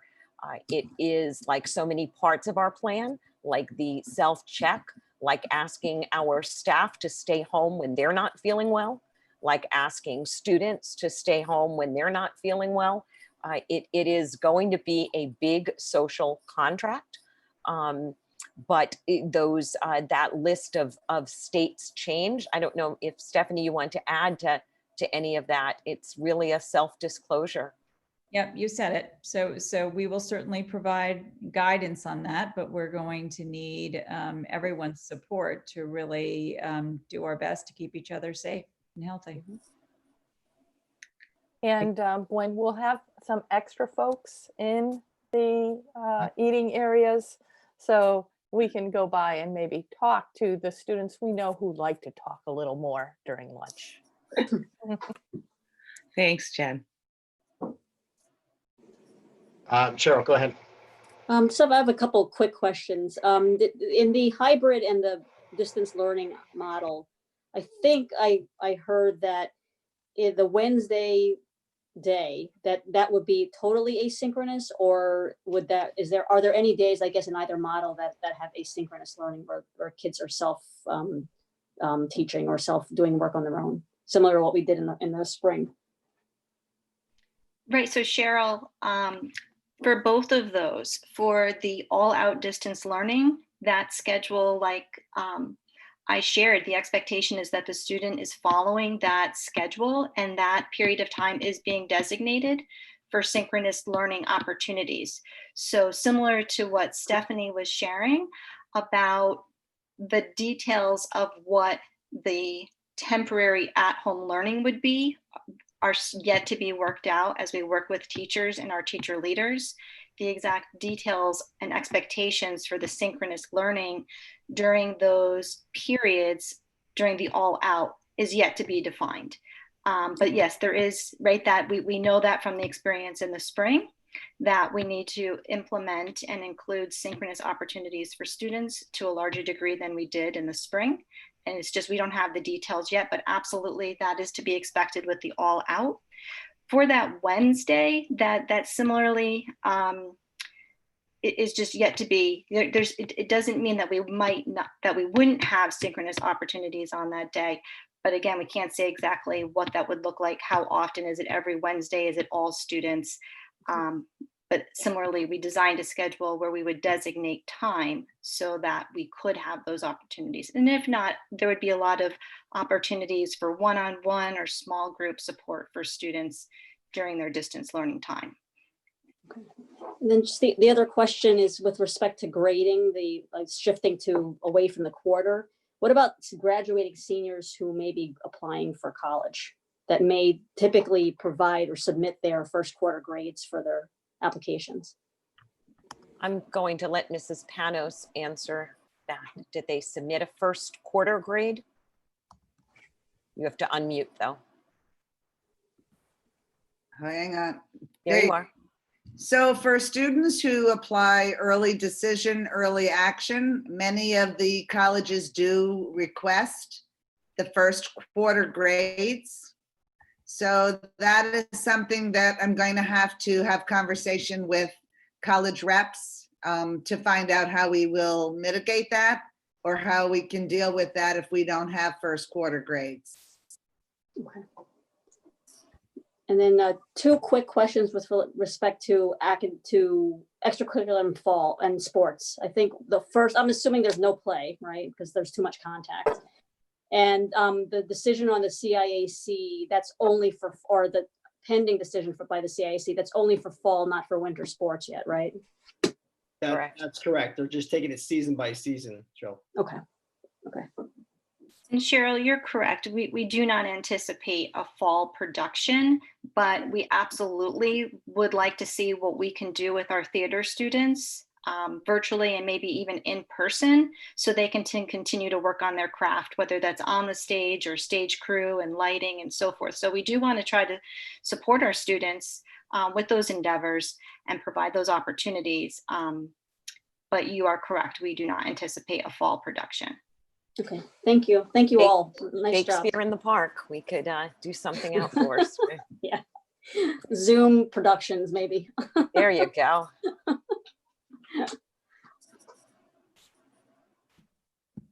Todd, you're muted again. Sorry, I just hit the buttons and go. I had two questions that were raised last night. I just want to raise again in case people were not on the session last night and may have seen some of the items in tonight's presentation that were the same. I don't expect anybody to have an answer for them yet, but there were questions raised around the bus cleaning. And I noticed we changed the frequency now is to be determined in a range. And I know, Scott, that was something that we're going to go back and talk to the bus system about. But just for the public in general, if you saw that one time a month cleaning, that did come up yesterday, and we are looking into that. And I don't know, Scott, if I'm assuming you haven't had any update with the bus company on that yet. Actually, I have. Okay, great. As it happens, I did get a correspondence from them late this afternoon. So I do have pricing between the monthly option and the daily option. I have some follow-up questions on it though. So I would say I have preliminary pricing until I get my questions answered. But the good news is it's definitely lower than what I had estimated previously to do this. So it's going to be well within the number that I had shared last night. Okay. Great. And then and we'll get back to I know we want to get to the finances. So we'll get to that here shortly. The other item was on the notification of a student that was deemed COVID positive, and how quickly that notification would get out to parents. Again, not knowing how we're doing contact tracing, cohorts are kind of hard, as we mentioned here. So again, not looking for an answer necessarily today, if you have, since it came up yesterday and may not have had time between the meetings. But that was another item that was up for question. And then I did have one other question that didn't come up yesterday. Normally we start paying fees, because I've got another one in the high school again. We usually start paying fees here soon, yeah. right? The pay to play, so the participation fees, athletic fees, parking fees. And again, this is probably further down on the list of priority that people have been thinking about, but it would be good to have an understanding at some point, unless you've already talked about this, what those, is it going to be kind of the normal schedule, normal fees for those? Obviously, if athletics gets canceled in the fall, we probably wouldn't have to pay that. But if you're paying a parking fee and we're only, parking every 2 days or something like that, has there been a look into those fees? And if the participation fees, we're doing virtual stuff, do you still have to pay a participation fee? We will think that through as far as the parking fee and participation fees. You're bringing up a good point though, which is we are going to encourage our students who do want to drive to school on the first day. We want to get as many students off that bus. Normally we ask students to wait, and we'll be communicating with our students to get as many student drivers as possible into our parking lots. So they'll still be paying a parking fee, but I do think that it would be fair to look at that and figure out how we're going to have them do that. And the same with the participation, starting extracurriculars online. are they paying a participation fee, an extracurricular fee? So I put it down on our very long list of things to hammer out and get some clarity on. And I know we use some of the fee revenue to fund other things in the budget, Yes. but again, if we're trying to encourage students to drive as Mhm. opposed to take the bus for those that can drive, any kind of, relief that we can do on the parking fee may be something we consider to encourage more students that can drive to drive versus, taking the bus. So things to think about, and we'll come back to the public with something around that. I know people are probably looking towards budgeting and paying those things. And there are less kids, less juniors. Juniors are getting their licenses later because they all push back. Yeah. Mike, go ahead. Yeah, just one last thing from me. Something that came up last night relating to the other districts. I didn't hear it about Region 9, but obviously the collaboration between our administration, our staff, and students is paramount to us. And so, I know we're going to do this, and we are doing this, but I think including teachers and staff, early on and getting feedback from everyone can only help us. And so I would just encourage us to, look to do that. And again, I know I'm just stating the obvious. I just figured I would mention that it is one of our priorities that we keep everyone safe, students and staff. So just collaboration is key, I think. So any other board questions around the over? I know we could keep going for a long time on this, but I do want to get us over to the financials piece because we do need to make a few decisions there. And we really didn't dive into them in last night's meeting. So for board members, any other, high level questions around the specific plan for Barlow? Also in that conversation, and then move on to the financial piece. Okay.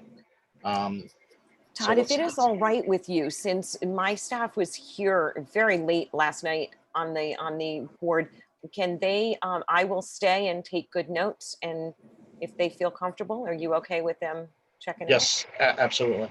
Absolutely. So one quick question. Oh, sorry. All right. While Paul is still on the call, I know a lot of parents of special ed, special needs and kids who needed additional services were concerned about how those were going to be conveyed if we had to go to a virtual format. Has any of that been worked through yet?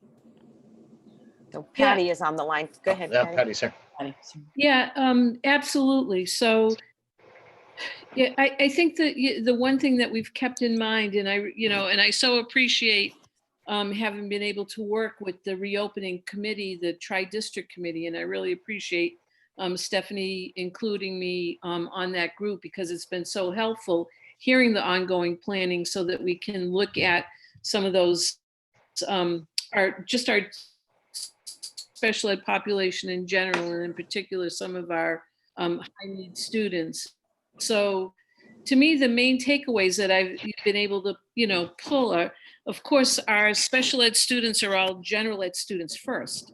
And so all three models that have been developed are definitely going to work for our kids, to be able to make sure that we're providing them a least restrictive environment, access to their typical curriculum, their IEP services, their related services, et cetera.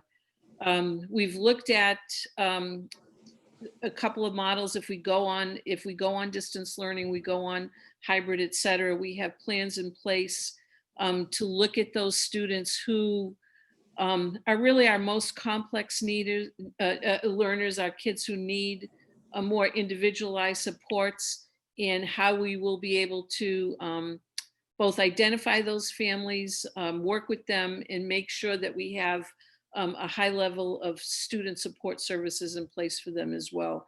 So I think the other main takeaway that I take from all of this is we will be having a high level of ongoing communication with those families throughout any of the scenarios and while we are in the various scenarios.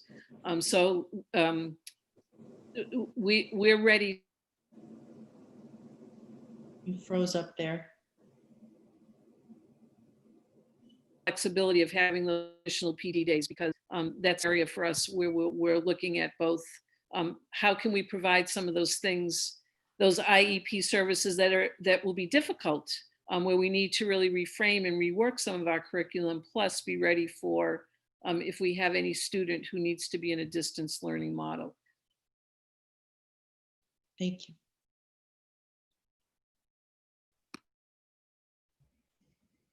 You're muted, Todd. You're muted again. Didn't hit the button.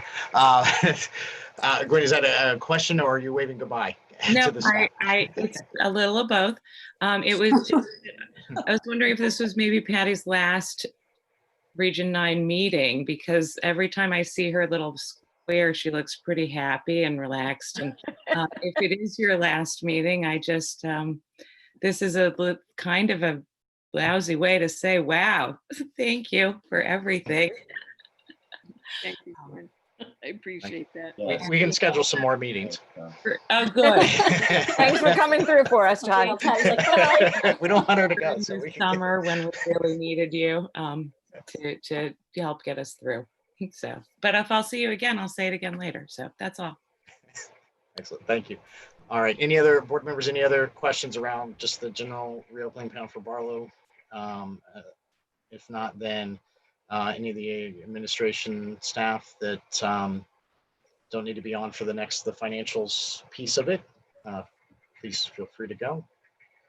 And Scott, we'll turn to you. I didn't ask if you had the spreadsheet that you had yesterday, but I don't know if you've got that convenient. We can make you a co-host so you can share that out. But I think we wanted to go through some of the detail items for us. And then again, the other two boards made a decision on cameras. So if we're ready to make a decision on that, we can entertain that as well. But I think there were a few other items on that list, like the cafeteria furniture and a few others that we wanted to dive into a little bit to understand. So let me, do you have the spreadsheet handy there that you can? Yes, I do. And assuming it's not, okay, let me make you a co-host.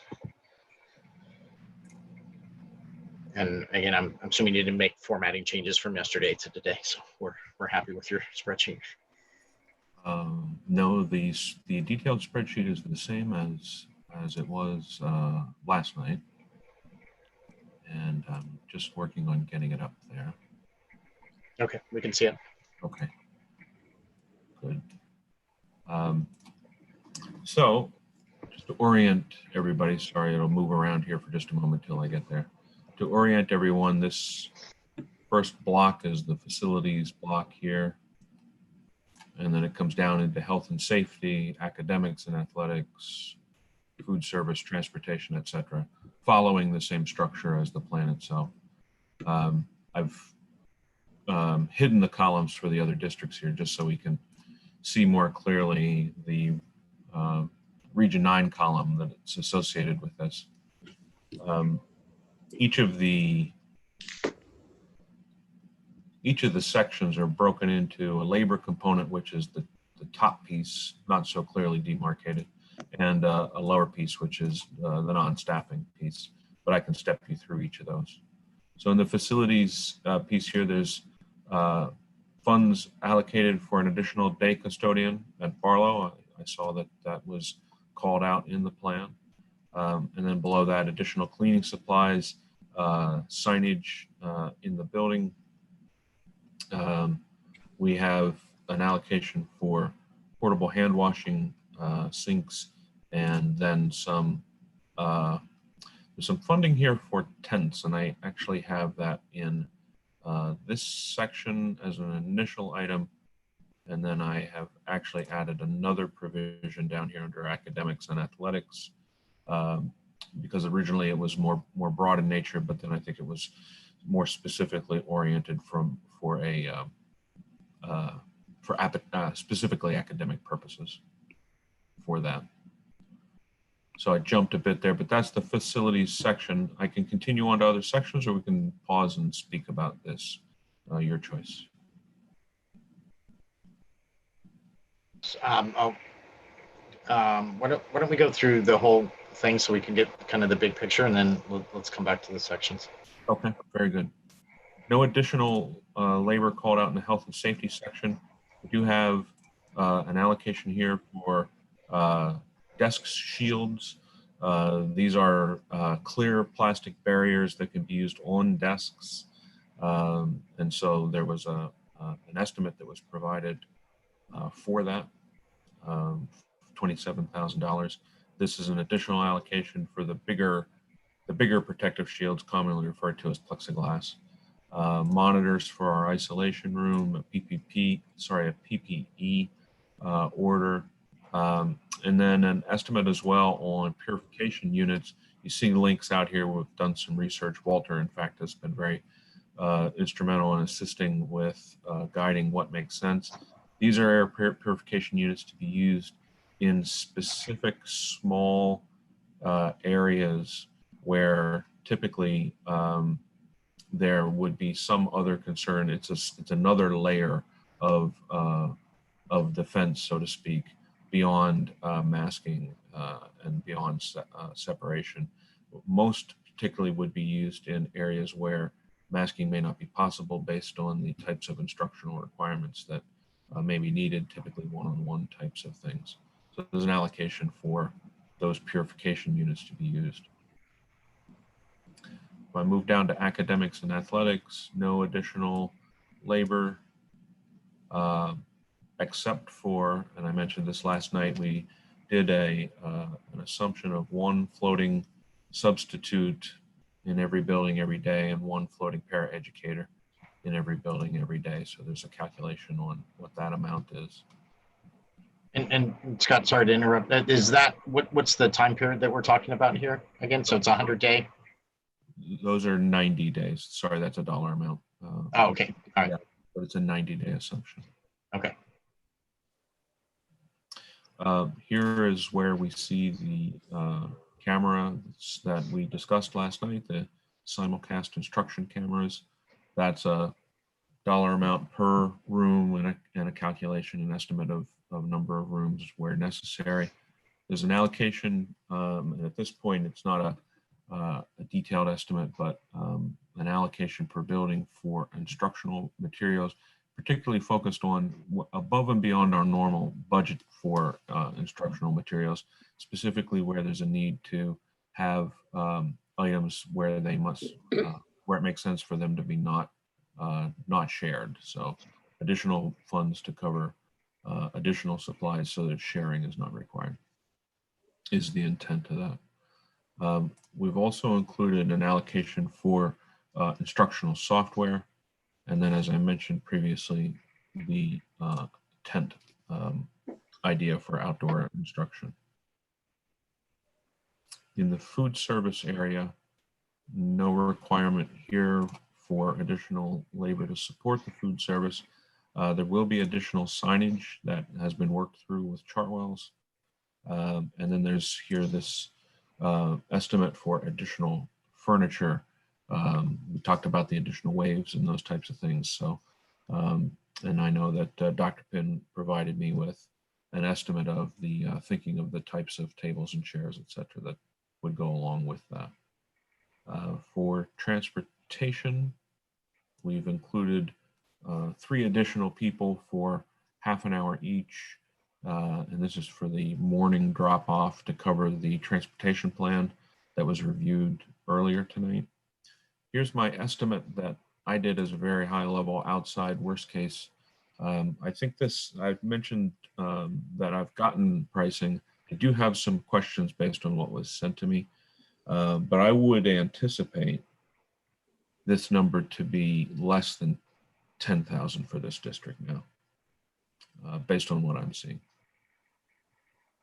And that's the detail of the plan that was in the summary sheet that I shared last evening. Thank you. So for board members, we'll go ahead and open it up to questions. And again, I think one of the bigger items is again around the cameras, where the other Districts made some motions last night. If we feel so inclined, I think the discussion again was around moving forward with an order to be able to acquire in a timely manner since they're in hot demand right now. So we'll come to that if we want to pass a similar motion. So I'll open it up for board members for any questions that you have on the items here. Go ahead, Maureen. Oh, am I unmuted? I just have a generalized question. What's the thought process around tents and how they would be used and whether or not it would be used through the year? And if somebody could just speak to that. Sure, I could take that.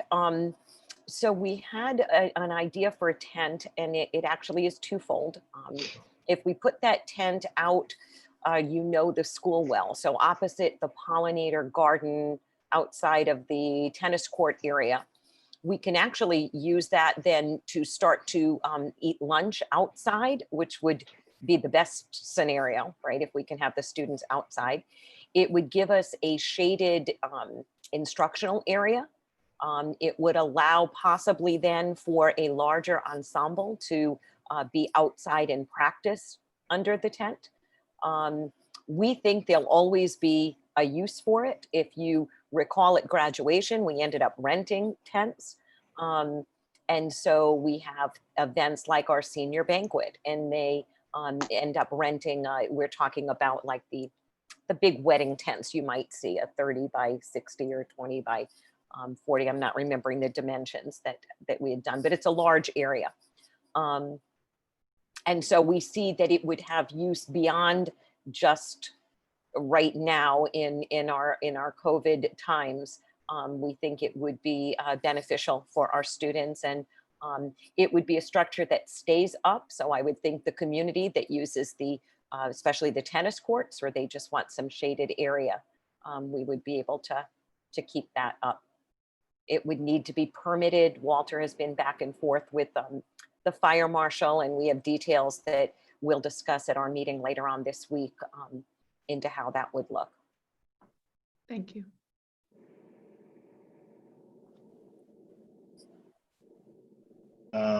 Mike, see your hand up.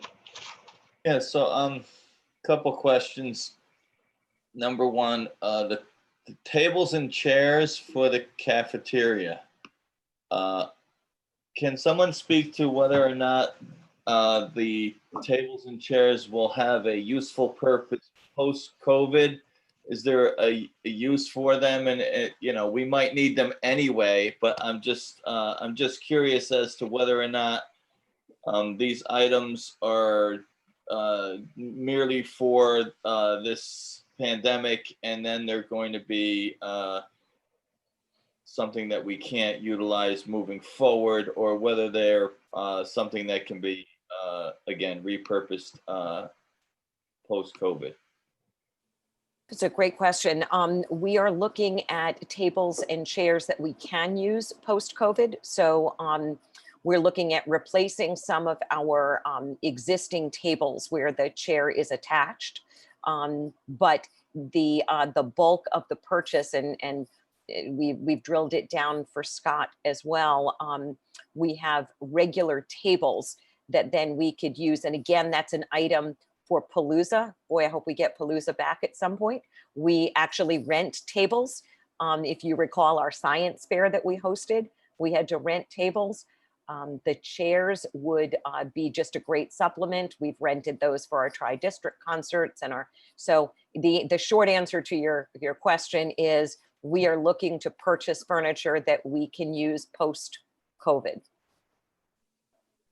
Okay, and is there economies of scales? In other words, if we're looking to replace the tables in the cafeteria with tables that don't have attached chairs, and we're only purchasing a certain amount of tables with detached chairs, post-COVID, we're going to switch over. We're going to have hodgepodge kind of thing, rather than, is there a way, or you know what I'm saying? In other words, what would be the total amount needed for the cafeteria to have all the tables with detached. You're looking to remodel the We're cafeteria? not, Mike? we weren't looking to, No, I'm really not. I'm just looking at if there's economy of scales that it's so much cheaper to buy them in bulk than it is to buy them per table, then it's just a conversation we should at least have. I am not looking to spend more money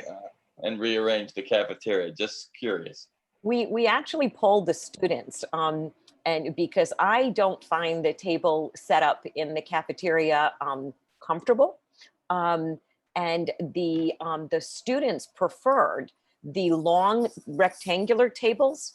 That was their choice seating. So we are looking to purchase the seating that we need to get us through the COVID crisis. We're looking to purchase things in the smartest way possible, in furniture that we can then reuse. But we are not looking to have a remodel of changing all of our tables in the cafeteria. They are not in bad shape. There's a couple of tables chairs that could be replaced. So we're not looking for a full remodel at this point. Perfect. And there actually are a few tables that do need to be replaced from wear and tear. So these match, so it won't be hodgepodgey as we move forward, and we can rotate out because these are nearing the end of their lifespan. What's in there now? I thought Mr. Maris went home. Thank you, Jen. No, I know. I thought I might have a question. Wait, you are home. I thought you went to sleep. Right, yeah, exactly. Sleep. And I guess along that same line in the cafeteria, not trying to remodel it, but I didn't see any other reconfiguration type items on here. There were, I think there was something about cashless payment, so everybody going to cards for payment, but I didn't see any other reconfiguration to be able to get people in and out and into the other areas to consume food. Right, there's not a pricing, not a cost to that. Okay. And Chartwell's is picking up all the signage. Is that what I saw in there as well? They are ordering it for us. We will pay for it. We will pay for it. Okay. That was too good to be true. And then, of course, we do at some point need to discuss the cameras. Todd, I don't know how you want. Yeah. I guess if other items on here, I think we talked about again last night, Scott, that I mean we're looking at roughly, I think it was 259,000 and some change here. We don't need to make any motion this evening to purchase anything else particular to Barlow besides the camera. So if there's anything else on this list that we need lead time on. Because last night we only discussed cameras. We didn't really get into like, do we need to start buying the furniture now? Mm-hmm. And where's that money going to come from? I think our expectation is that we need to get going on all of this now because it's all associated with the reopening plan. I think that the desire would be that you would authorize that we proceed however you wish to amend that, but to in essence at this point initiate what I would refer to, I guess, as bubble spending. I will track it all in a single account number as we go forward, so we would have visibility to the increases that we're incurring, and I would keep it all in one account number for this period of time so that we do retain that visibility to it throughout this initial period as we get going. And then ultimately, if it's software, transfer it over to the software category, etc. But the expectation I would have is that we certainly will exceed budget lines. There's no question in my mind that we would exceed budget lines. I think as we continue to go through the year, as is often the case, we may see underruns in other budget line areas that may make this up. It may not. History has indicated that does happen, but it may not. In which case, I think we would assess that. I think once we're much further into this process, I would envision that late this calendar year, early the next calendar year. So say in the January timeframe. The reason I say that is I think there's so much that's unknown about where our path will take us collectively over the next coming months, that it would be premature to assume that we're going to run out of money, and it would be premature to assume that we won't run out of money. I think we watch and wait and manage through it. But the estimates that have been provided here are not estimates for what we think may happen, say, in October. They're estimates for what we think we need in order to commence with the reopening process.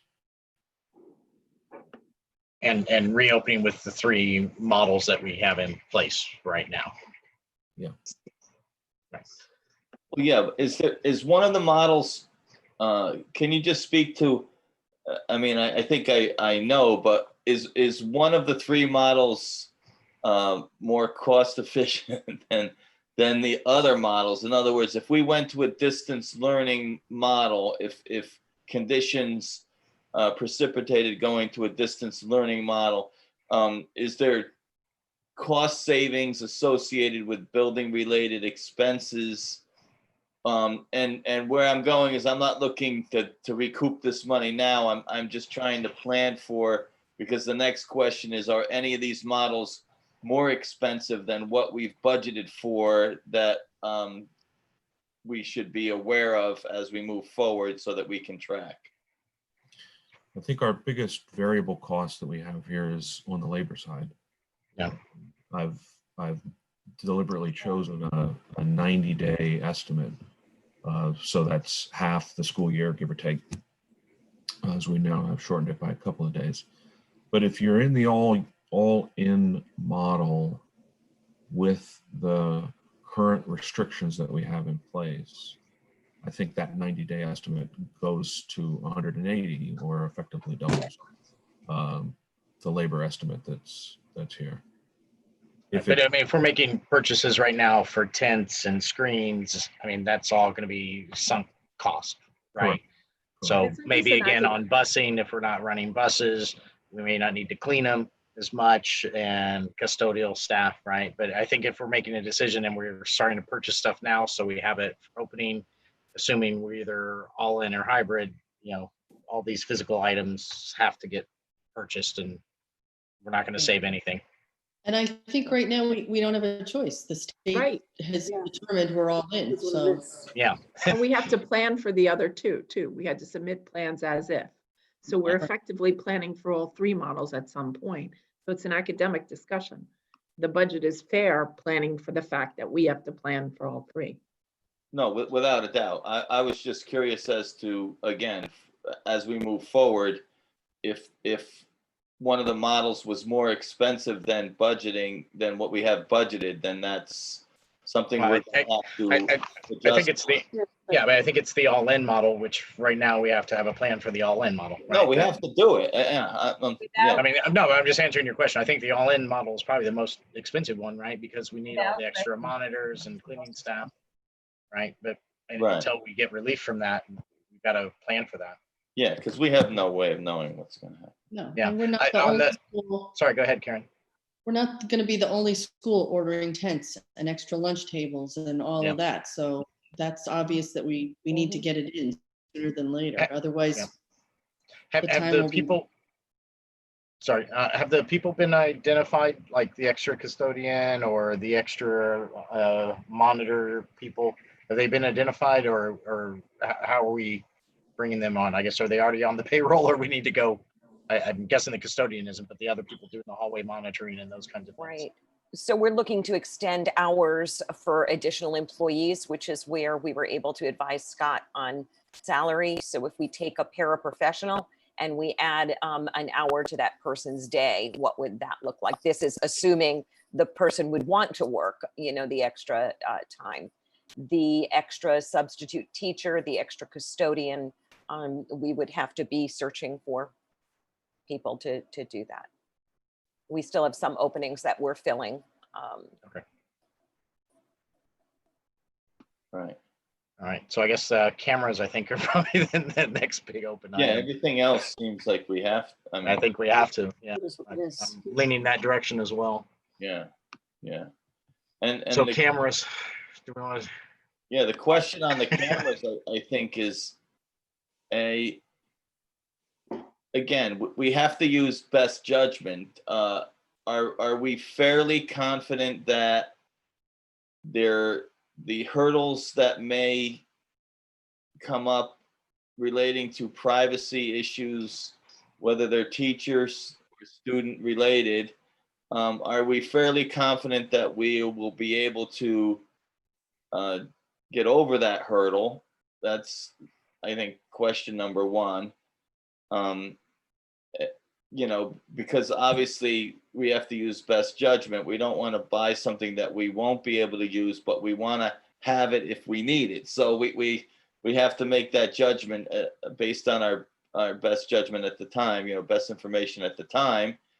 And then the second question for me that I raised last night is I just want to make sure that we're either using a state bid contractor or that we've complied with our procurement policy, or else if there's no way to do that, then we're kind of I think we can vote to bypass a policy if we need to, but it gets a little complicated. So I just want to make sure we're doing it the right way again. That's all. But if we need them, I think we need them, but. You know, I think that Dr. McMorrin stated last night that the board can set the plan, and if the Teachers Association chooses to engage in a bargaining process because it creates a change of their work conditions, then that's certainly their prerogative. We are doing our best to work with the teachers, absolutely, to brainstorm how we might best provide for those students who are at home. I think that we need to have a plan. We need to have a strategy to support those students. And that's really a discussion for the board. Would you be comfortable if we don't have any way to provide access to the classroom instruction for those who, for whatever reason, need to stay home? Right. No, and I agree with you. And I guess, you know, we can set, you know, how we're going to teach. And if, you know, we're going to try to work with the teachers to, you know, collaborate together. But that is one aspect of it. The other aspect I think that you mentioned last night was whether or not there were any hurdles on the privacy issue with parents. And we can't tell parents what to do. But there, you know, and again, so just best guess, you think we're okay and we'll be fine with that. Again, no way of knowing for sure, but. The privacy concerns would require us to set up the camera in such a manner so that it only provided the teacher in view. So that could have an effect on the teacher's instructional practice. But frankly, there's going to need to be a little bit of give and take here, because the experience is not going to be the same as being in the classroom. And there might certainly be times where the student at home is simply only able to hear the teacher. And this is really the difference between having a higher quality product and one that we could purchase much more inexpensively that just wouldn't have the audio quality. I think the audio quality is going to be important because it's not just a matter of seeing, it's also being able to hear what's going on.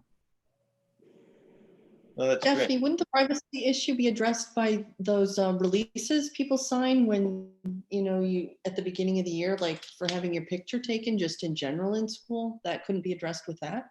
It's a little bit more complicated than that. I mean, to view a student who's engaged in instruction and it's just a little bit more complicated. There's also, you know, what we would need to continue to work on are some understandings and sort of friendly agreements with our parents that they're not going to take screenshots and post things on social media that show instruction in action. much like the furniture in the cafeteria, is there a way that we can continue to utilize the cameras post-COVID?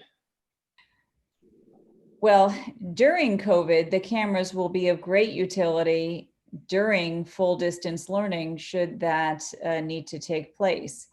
Post-COVID, yes, I think especially in a high school environment, we can repurpose those cameras for a number of different uses. I can't really speak to the lifespan of this type of technology because, of course, that's a rapidly changing world. But I think we're doing our best to look at different products and make a choice that kind of strikes the balance between meeting our needs and being portable, but still having high quality, still being something that's going to be a good investment for the board, and be able to be applied to other uses after this year ahead. And was the model again, was it a 20% restocking? So if we It don't is, and again, use them in something we sorry, I didn't mean to interrupt. That's That's all right. that's their basic policy. That's sort of pre-conversation with the Sure. sales. But if we can use them anyway, it really Yeah. doesn't Yeah, matter. maybe we don't need as many or whatever, but yeah. And again, the teachers would be able to take these home, use them from home if we go into, the all-out model. So We understand they are quite easy to set up, easy to use. They are proprietary. I know that was a question last night. But from what we see, it seems like a good choice. I continue to look at other products, and there certainly are much lower cost models that we could consider. Many of them are not in stock currently. But again, it goes back to sort of the quality of the product and what we're going to be able to use it for in the next few years. And is there a stockpile of them as well that we're building, or is it just one per classroom in case there's breakage or whatever? Do we have extras, or are we just planning one per classroom in that We're dollar planning amount? one for instructional setting. So I think just by the nature of that planning, we will have extras, because every single instructional setting will not necessarily need a camera. We have to plan based on the idea that there could be a student in every single class that requires this, and we just don't know that to be true. And for process, I'm fine. The magic word there was proprietary. If it's proprietary, then we're okay. As far as our policy. So if this product is specific to this vendor, then and this is the preferred product to use, then we can buy it. Would that be correct interpretation, Mr. Rice? Yeah, and in addition to that, I think, as I had mentioned last night, we would typically purchase technology through state clearinghouse type things. That's typically the way we buy all of our hardware and software. So it does say that there's pre-bid pricing that we're able to leverage. Okay. And Dr. Pinner, Dr. Pearson-Newgold, we are going to provide some training in these PD days so that the teachers will use these cameras. And again, the scenario that they agree to use them, but we'll give them some instruction, just so that, again, we don't have them sitting on the desks and people are not choosing to use them because they don't know how to use the technology or the software that's with it. Or We will provide the training. okay. We don't need to hire extra people to do training. We'll do something internal or something like that to make sure they get used. Okay. So Scott, I guess, are you, I'm just trying to think so we can get to a motion here unless people have other questions. I'm trying to think how to formulate if, we're looking at everything on the list versus just the cameras, to give you some sort of authority to start making purchase orders. Yeah, I think the form of the discussion last night, and I don't have it memorized, but it was of the form of authorize the Director of Finance to proceed with the plan as presented. And in particular, one board went further to authorize any necessary transfers in order to affect the plan as well. Further capped by not to exceed the full year appropriation of the bottom line budget. Sorry, what was the last part of the total amount that was Yeah. on the sheet presented? The total amount as presented last night was 259,136. 136. Yeah. Yeah, as I mentioned, the bus number I assumed in the discussion 24 hours ago, it clearly will come down by 40. But if we go to that amount, we should be good, and we'll, anything we save is good. Yes. And then do you need any authorization for setting up, you were mentioning like doing some kind of account that we can track this? No, that's just a general accounting. Yeah. The way you will notice this is when I start to deliver budget object summaries to you, you're going to see a really big overspend on one specific line, and that's intentional, so we can see it. Okay. And then we would look at that, make decisions on transfers, or just trying to think how that's going to work from a governance perspective. Yeah, I think what would happen, and if you're comfortable giving me the authority to transfer, I'd like to collect it there so we can see it. We'll let things settle down to a point that we think it's not so volatile, and then I would move things to the place that they should be. So furniture would go to the furniture line, software would go to the software line, those types of things. And again, sorry, before we make any motions here, just another question around, we do have kind of spending caps, and some of these items collectively might exceed that you would need to come back for board approval. I don't think we have spending caps per se. But I guess limits where you would need board approval for a certain dollar amount. The board limits would be for transfers of money between accounts, and then the spending caps aren't caps per se. They relate to the procurement policy. So whether or not multiple bids are required or not. Okay. So they don't necessarily require board approval per se. Typically, if an item is budgeted and in the budget, it's in the right spot, so I'm not transferring for it. It's just a matter then of ensuring we follow the right procurement policy to get there, but I don't come back for board approval to do it. Okay, so from a check and a balance, we would see the numbers in the object summary for this, and then we would see the transfer amounts. Yes. So we would know how the money is moving and what it's moving for. Yes, it would be on the transfer report. Yes. Okay.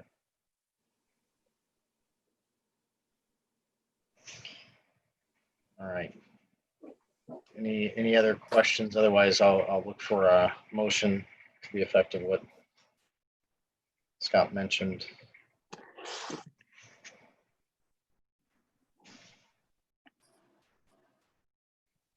Everybody's writing furiously. Nobody wants to provide that motion.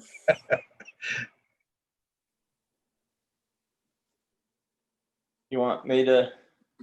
Yeah, I think everybody was jotting notes down. I saw everybody down writing things down. So if the first one that's done, if you want to take a shot at the first motion, and if someone else wants to do it, I'm fine. I just.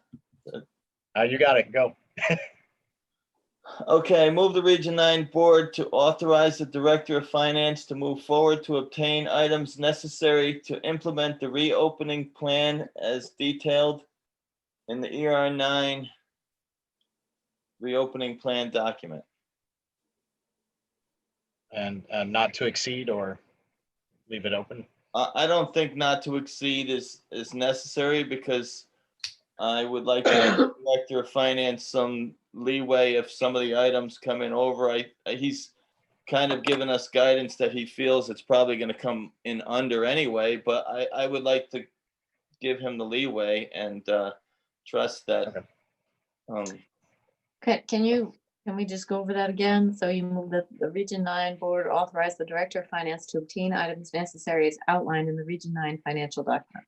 Is that right? Yeah, I said to move forward to obtain items necessary to implement reopening plan as detailed in the ER9 reopening plan document, but Forward to obtain items necessary in the reopening plan document. as outlined in the Region 9 2020-2021 reopening plan. Yeah. Wonderful. It's a group effort. It's good. Opening plan. Okay, got it. All right. All right, so you want to read it back? Juliet, you got it officially down? Okay, so we move that the Region 9 Board authorize the Director of Finance to move forward to obtain items necessary as outlined in the Region 9 2020-21 reopening plan. I think that's fine. That's good. All right, so we have a motion as read by Mike. That's the motion as read by Juliet. Do we need a second? Someone? Mary Lee, second. All right. Any further discussion? All right, seeing none, we'll move to a vote then. So all in favor of the motion as read, say aye. Actually, let me just do a roll call on this one. Probably better. Since it's a significant amount of money that we're committing here. So let me go down through the list. Cheryl. Yes. Juliet. Sorry, I didn't see. Juliet. Yes. Okay, thank you. Mike. Yes. Gwen. Yes. Yes. Okay. Karen. Yes. Yes. Mary Lee. Yes. Yes. Maureen. Yes.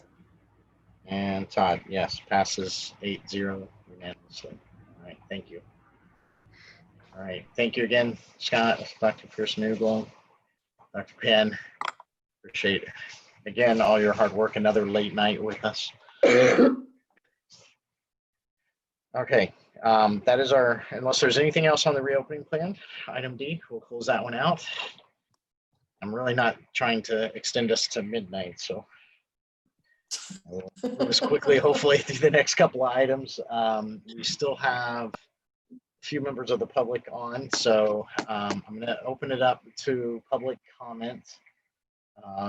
So again, I'm going to ask if you can state your name, address, limit your comments to 2 minutes.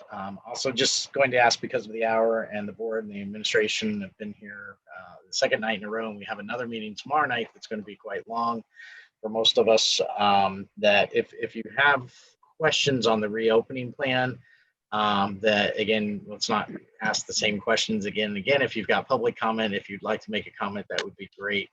But I would just ask again for the hour that, we don't ask the same questions over and over again in the public comment. We do want you to be heard though. So I will open it up, and Cheryl, if you can help me look. And we have, just for the record, we still have like 6 people on the YouTube channel right now. So it looks like Linda. Linda, yes. All right, Linda, go ahead. Get you unmuted here. All right, Linda, go ahead. Still muted. Yeah, we need to Can you unmute hear me yourself. now?